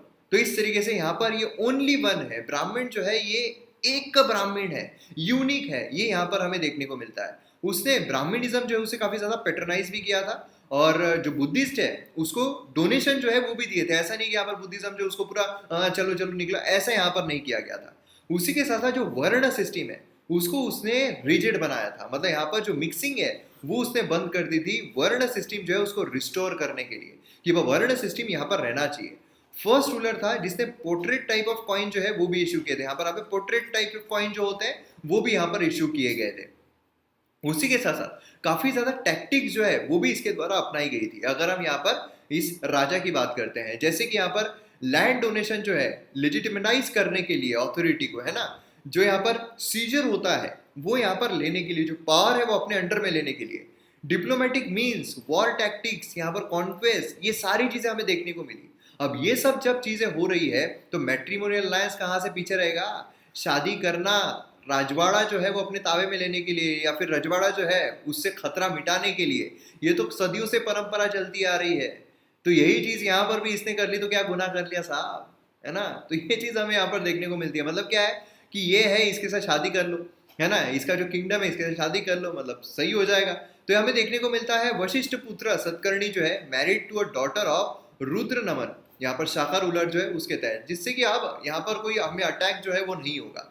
अब यहाँ पर जो टर्मोइल कॉज हुआ था ग्रीक इन्वेजन की वजह से नदन साइड में, तो वो भी यहाँ पर काफी अच्छा उसका फायदा जो है वो लिया गया कि हाँ चलो ना, वहां पर अनस्टेबिलिटी है, अनस्टेबिलिटी तो घुस जा और लगा दो अपना पहाड़, इस तरीके से। उसी के साथ ब्राह्मणिज्म जो है उसे काफी पेट्रोनाइज किया, बुद्धिज्म जो है उसको भी किया, जिससे कि सोशल एक्सेप्टेंस मिल जाए। देखिए क्या होता है, आप लोगों में चले गए, ठीक है, आप किसी एरिया में चले गए जहां पर लोग जो है particular religion, particular culture follow करते हैं। अब उस कल्चर को अगर हम पेट्रोनाइज करें, ठीक है, तो वो हम एक लीडर के रूप में देखेंगे, लीडर के रूप में एक्सेप्ट करेंगे। तो ये बहुत जरूरी होता है। आप अगर कोई एक पर्टिकुलर कोई एरिया है, वहां पर अपना खुद का कल्चर है, आप अगर अपना कल्चर थोपने की कोशिश कर रहे हो, एक्सेप्ट नहीं करेंगे। तो ये चीज यहाँ पर दी गई थी, ये चीज यहाँ पर एक्सेप्टेंस जो है ये मिलने के लिए किया गया था। सोशल स्ट्रक्चर अगर हम देखते हैं तो सोसाइटी जो है वो डिवाइड थी 4 क्लासेस में, मतलब first class, second class, third class, fourth class, ये हमें देखने को मिल रहा था। फर्स्ट क्लास अगर हम देखते हैं तो हायर ऑफिशियल्स, फ्यूडिटरी चीफ, ये हमें देखने को मिल रहे थे। सेकंड क्लास अगर हम देखते हैं तो ऑफिशियल, जैसे कि अमात्यास हो गए, मंत्री हो गए, वो सब देखने को मिल रहे थे। थर्ड क्लास अगर हम देखें तो फिजिशियंस, राइटर, गोल्डस्मिथ, ये देखने को मिल रहे थे। और फोर्थ क्लास अगर हम देखते हैं तो कारपेंटर, पीजेंट्स, ब्लैक स्मिथ, ये हमें देखने को मिल रहे थे, ठीक है। अब डेक्कन ट्राइब जो है ये ग्रेजुअली ब्राह्मणाइज्ड इन्हें किया गया। जो डेक्कन ट्राइब है उनको ग्रेजुअली धीरे धीरे सोशल एक्सेप्टेंस बढ़ रहा है, इनको कन्वर्ट करो, सोशल एक्सेप्टेंस बढ़ रहा है, इनको ब्राह्मणाइज्ड करो, ये यहाँ पर चीज की गई। उसी के साथ साथ जो वर्ण सिस्टम है ये यहाँ पर अपहेल्ड किया गया, जो मिक्सिंग है वर्ण का उसे यहाँ पर प्रोहिबिट किया गया, उसे प्रिवेंट किया गया। जेंडर डिवीजन जो है वो यहाँ पर अच्छी तरीके से रखा गया, मतलब मेन जो है वो वैदिक प्रैक्टिसेस परफॉर्म करेंगे और विमेन जो है फैमिली की वो जेनरस डोनर जो है बुद्धिस्ट सिंगा की वो यहाँ पर देखने को मिल रही थी। संघ होता है बुद्धिस्ट का, उसकी जो जेनरस डोनर है वो देखने को मिल रही थी। विमेन जो है उनको काफी ऑनर्ड दिया जा रहा था। अब नाम पे ही जब रखा जा रहा है तो ऑनर जो मिलेगा ही, तो यहाँ पर विमेन जो उनको ऑनर दिया जा रहा था, हायर एजुकेशन बोलिए वो अलाउड था, रिलीजियस प्रैक्टिसेस जो उसमें पार्टिसिपेट करना ये भी अलाउड था। तो बहुत कम इंस्टेंस ऐसे हमें देखने को मिले हैं जहां पर महिलाएं जो उनकी कंडीशन काफी ज्यादा अच्छी हमें देखने को मिली है। तो इसलिए ये पर्टिकुलर जो किंगडम्स होते हैं, ये पर्टिकुलर जो एरा होता है, ये आपको अच्छी तरीके से पता रहना जरूरी है। उसी के साथ पॉलिटिकल स्ट्रक्चर अगर हम देखते हैं तो यहाँ पर काफी सिंपल था और मौर्यन एम्पायर जो उससे काफी ज्यादा इंस्पायर्ड था। ठीक है, अब यहाँ पर अगर आप देखोगे अमात्या की जो पोस्ट है हेरिडिटरी नहीं थी लेकिन मेरिट पर बेस्ड थी। भैया तुम अच्छा काम करो तुमको मिल जाएगा, अगर तुमने अच्छा काम नहीं किया तुम्हारे पुत्र को नहीं मिलेगा। अब राजा का बेटा राजा नहीं बनेगा, जो हकदार रहेगा वही राजा बनेगा, यह हमें यहाँ पर देखने को मिला। मिलिट्री हेड जो होता है विलेज का वो हेड किया जाता था गौमिका के द्वारा, जो ग्राम है वो हेड किया जाता था ग्रामिका के द्वारा, जो अहरस है या फिर डिस्ट्रिक्ट जिसे कहा जाता है, देखिए नाम काफी इंटरचेंज हो जाते हैं, आपको पूछा जाएगा अहरस जो है किसे कहा जाता है, तो ये किया जाता था अमात्यास के द्वारा। जो जनपद है या फिर प्रोविंसेस है वो यहाँ पर महामंत्रास के द्वारा किया जाता था और जो राज्य है किंगडम है वो किंग के द्वारा किया जाता था। तो ये चीज हमें यहाँ पर देखने को मिलती थी। स्पेशल ऑफिसर हमें देखने को मिलते थे, स्पेशल ऑफिसर जिसे क्या कहा जाता था, उपरक्षित। ठीक है, काफी इंपॉर्टेंट है, सीधा क्वेश्चन सीधा नाम आपको आ सकता है कि ये नाम किसको संबोधित करता है, ये नाम जो है किसके लिए इस्तेमाल किया जाता था। डेसिग्नेट किए जाते हैं as main authority to build caves for the monk. जो मॉन्क होते थे है ना, वो ट्रेवलिंग कर रहे हैं या फिर वो रह रहे हैं, उनके रुकने की व्यवस्था, उनके चैंटिंग की व्यवस्था, ये सारी चीजों के लिए जो केव्स है उसका भी यहाँ पर किया जाता था। डिटेल में हम इसके बारे में विराज बोलिए जो भी डिटेल में है वो हम आर्ट एंड कल्चर में और अच्छे तरीके से देखेंगे। अब एग्रीकल्चर की जब हम बात करते हैं, इकोनॉमिक कंडीशन पर आ रहे हैं, एग्रीकल्चर की जब हम बात करते हैं तो यहाँ पर पैडी जो ट्रांसप्लांटेशन होता है, कल्टीवेशन ऑफ कॉटन, ये भी इनको पता था। गोदावरी जो है ये ग्रेट राइस बॉल यहाँ पर फॉर्म कर रही थी। राइस जो है उसके लिए ज्यादा पानी लगता है, तो यहाँ पर अब काफी अच्छा बाउल जो है ये यहाँ पर बना गया था। उसी के साथ मर्चेंट की जब हम बात करते हैं तो मर्चेंट यहाँ पर जो गिल्ड है वो यहाँ पर तैयार किए थे। उसी के साथ साथ जो एक्टिविटीज है वो काफी ज्यादा उन्होंने इंक्रीज कर दी थी। डिफरेंट गिल्ड जो है क्राफ्ट्समैन के, जैसे कि पॉटर्स बोलिए, वेवर्स बोलिए, ऑयल प्रेशर्स बोलिए, ये यहाँ पर हमें देखने को मिलते थे। तो झुंड जो है वो यहाँ पर बन रहे थे कि एक साथ मिलकर हम यहाँ पर काम करेंगे तो ज्यादा बेटर यहाँ पर काम हो सकता है। उसी के साथ करेंसी की जब हम बात करते हैं, अनलाइक कुशान एम्पायर, कुशान ने कौन से किए थे, जो गोल्ड कॉइन है वो यहाँ पर ज्यादा दिए थे, लेकिन यहाँ पर अगर हम देखते हैं तो लीड कॉइन जो है वो हमें ज्यादा देखने को मिलते हैं। सिल्वर कॉइन्स को जो क्रशअपनाज है ये कहा जाता था। तो ये भी काफी ज्यादा इंपॉर्टेंट क्वेश्चन बन सकता है, सीधा फैक्चुअल क्वेश्चन आपको एग्जाम में आ सकता है। ट्रेडिंग, अगर हम पोर्ट देखते हैं, क्योंकि यहाँ पर पोर्ट के द्वारा भी ट्रेडिंग होती थी, तो काफी इंपॉर्टेंट पोर्ट देखने को मिलते हैं, मतलब ओवरसीज कमर्शियल एक्टिविटीज जो है ये भी यहाँ पर हमें देखने को मिल रही थी। बहुत इंपॉर्टेंट है, ओवरसीज ट्रेडिंग एक्टिविटीज हो रही थी। जो मी है यहाँ पर जो बहुत सारे पोर्ट्स है डेक्कन रीजन के, उसके मेंशन हमें देखने को मिलते हैं। खासकर अगर हम ये वाले रीजन में देखें तो यहाँ पर हमें जो कल्याणी है ये वाला पोर्ट देखने को मिलता है। ग्रेटेस्ट पोर्ट जो है वो ये माना जाता था। जो गंडक लेना है, जो गंजाम है, ये भी ईस्ट कोस्ट पर हमें देखने को मिलते हैं। तो इस तरफ हमें जो वो वाले पोर्ट्स है वो देखने को मिलते हैं। तो इस तरीके से जो पोर्ट्स है, क्योंकि कभी कभार क्या होता है आपको नाम दे दिए जाएंगे कि एंशियंट टाइम्स में अगर हम देखें या फिर सातवाहना पीरियड में अगर हम देखें तो कल्याणी, उसी के साथ साथ यहाँ पर गंजाम, ये किसके लिए यूज होते थे या फिर क्या थे ये, तो पोर्ट थे या फिर जो मेन लीडर्स हैं उनके नाम थे, किंग्स के नाम थे या फिर किंग की जो मदर है उनके नाम थे। ऐसे आपको एग्जाम में पूछा जा सकता है। कनेक्टिविटी की जब हम बात करते हैं तो इंट्रा कनेक्टिविटी और इंटर कनेक्टिविटी दोनों ही हमें देखने को मिलते हैं। सातवाहना जो है उन्होंने ब्रिज का काम किया था between north and south India, जो नदर्न इंडिया है और जो सदर्न इंडिया है उसके बीच में एक ब्रिज का काम किया था। तो इसीलिए इन्हें ब्रिज किंगडम जो है ये भी कहा जाता है। सीधा फैक्चुअल क्वेश्चन आ सकता है कि ब्रिज किंगडम कौन से किंगडम को कहा जाता था, तो यहाँ पर सातवाहना जो है उनको कहा जाता था। मटेरियल कल्चर जो है नॉर्थ का ग्रेजुअली यहाँ पर साउथ में ट्रांसफॉर्म होते हुए हमें देखने को मिला। मतलब इतना जो फल फूल रहा था मटेरियल वर्ल्ड नाउ नॉर्थ में, वो यहाँ पर साउथ में जो है वो भी यहाँ पर आ रहा था, जिससे टेरिटोरियल किंगडम जो है साउथ में वो भी राइज होता हुआ हमें देखने को मिला। मटेरियल कल्चर जो है सातवाहना का, वो लोकल डेक्कन एलिमेंट्स और नदर्न इंग्रेडिएंट जो है उससे मिक्स फ्यूजन के साथ हमें देखने को मिल रहा था। ठीक है, और अगर हम इंटरकनेक्टिविटी देखते हैं तो इसमें जो रिलेशन है साउथ ईस्ट एशिया के साथ वो मेंटेन किए जा रहे थे। अगर हम रोमन एम्पायर देखते हैं तो उनके साथ कांटेक्ट जो है वो मेंटेन किए जा रहे थे। और सातवाहना जो उनकी इकोनॉमी जो है काफ़ी इंटरकनेक्टेड थी ग्लोबल इकोनॉमी के साथ। तो ग्लोबलाइजेशन का ज़माना हमें सातवाहना के टाइम पे जो है वो देखने को मिल रहा था। तो ये भी काफ़ी इंपॉर्टेंट चीज़ हमें एग्जाम पर्सपेक्टिव से देखने को मिलती है। अब नदर्न फीचर्स यहाँ पर सातवाहना में जो इम्बाइब किए गए थे, क्योंकि हमने देखा हुआ है कि सदर्न पार्ट जो है उसका तो था ही, लेकिन एक ब्रिज का भी काम कर रहा था, इसलिए ब्रिज किंगडम कहा जाता है।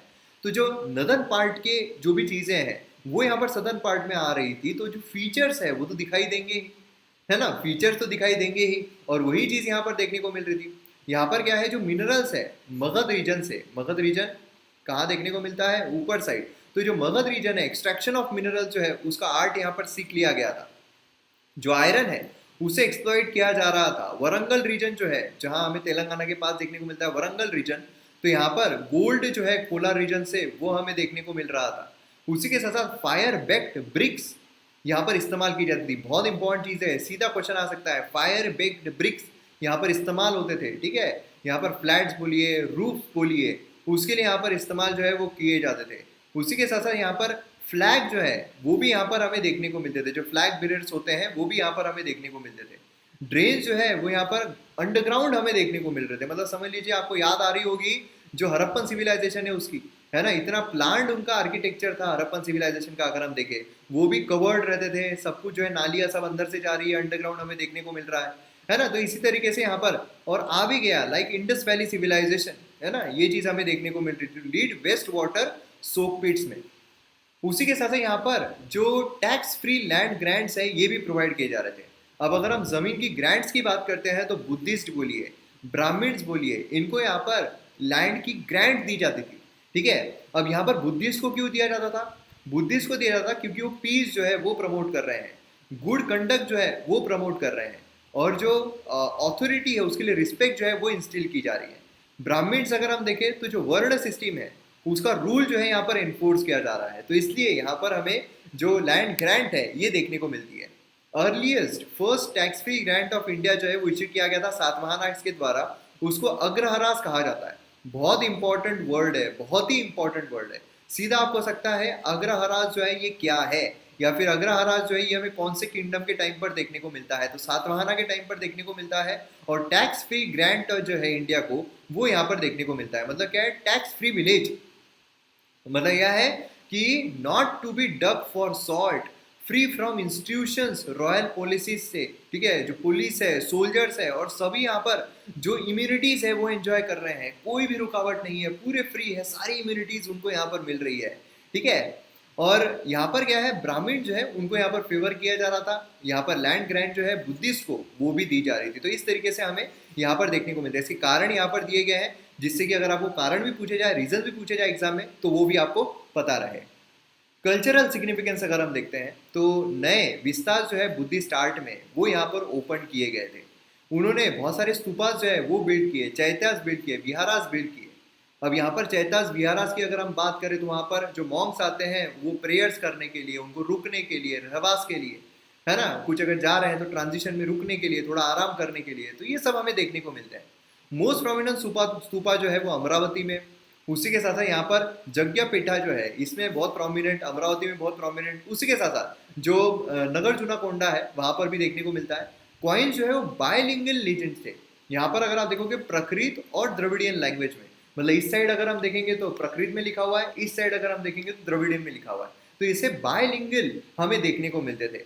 प्रकृत जो है ये ऑफिशियल लैंग्वेज सातवाहना की थी। बहुत प्रोमिनेंट क्वेश्चन बन सकता है, प्रकृत क्या थी? ऑफिशियल लैंग्वेज थी सातवाहना की। और फर्स्ट नेटिव इंडियंस जिन्होंने इशू किया था कॉइन, पोर्ट्रेट ऑफ किंग्स।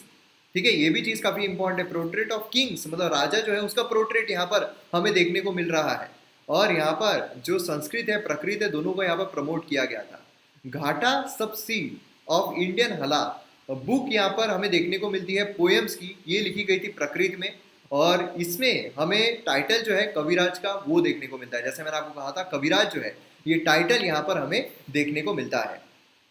फिर डिक्लाइन, अब जब हम डिक्लाइन की बात करते हैं तो सातवाहना जो है वो डिक्लाइन क्यों हुआ, तो यहाँ पर एम्पायर जो है वो फ्यूडेटरीज के हाथ में चला गया और काफ़ी डिसइंटीग्रेट हो गया। देखिए जब फ्यूडेटरीज के हाथ में चल जाता है तो फिर उसकी रखवाली उस तरीके से नहीं हो सकती है, इसलिए उसका डिसइंटीग्रेशन जो है वो तो हो ही जाएगा, छोटे छोटे टुकड़ों में वो बढ़ ही जाएगा। शाखा जो है, जो ट्रेडिशनल एनिमीज थे, फिर से एक बार रिवाइव हो जाते हैं, और जो थोड़ा वीक यहाँ पर हमें पावर देखने को मिल रहा था सातवाहना का, उस पर चढ़ जाते हैं। ठीक है, कॉन्स्टेंट स्ट्रगल तो चल ही रहा था, फिर चढ़ जाते हैं। और पहले थिक वेजिटेशन जो है साउथ में वो हमें देखने को मिल रहा था।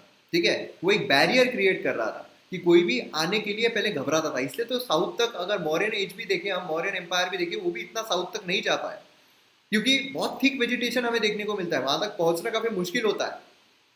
अब यहाँ पर क्या हो रहा था कि जो मिनरल्स है, मटेरियल्स है, उसका लेन देन हो रहा था, ट्रांजैक्शन हो रहा था। जब ट्रांजैक्शन हो रहा है, नॉर्मली जब हलचल हो रही है तो भैया काट दो, छाट दो, है ना। तो इसलिए फॉरेस्ट जो है उसे क्लियर किया गया, जो मटेरियल कल्चर है उसे बढ़ावा देने के लिए।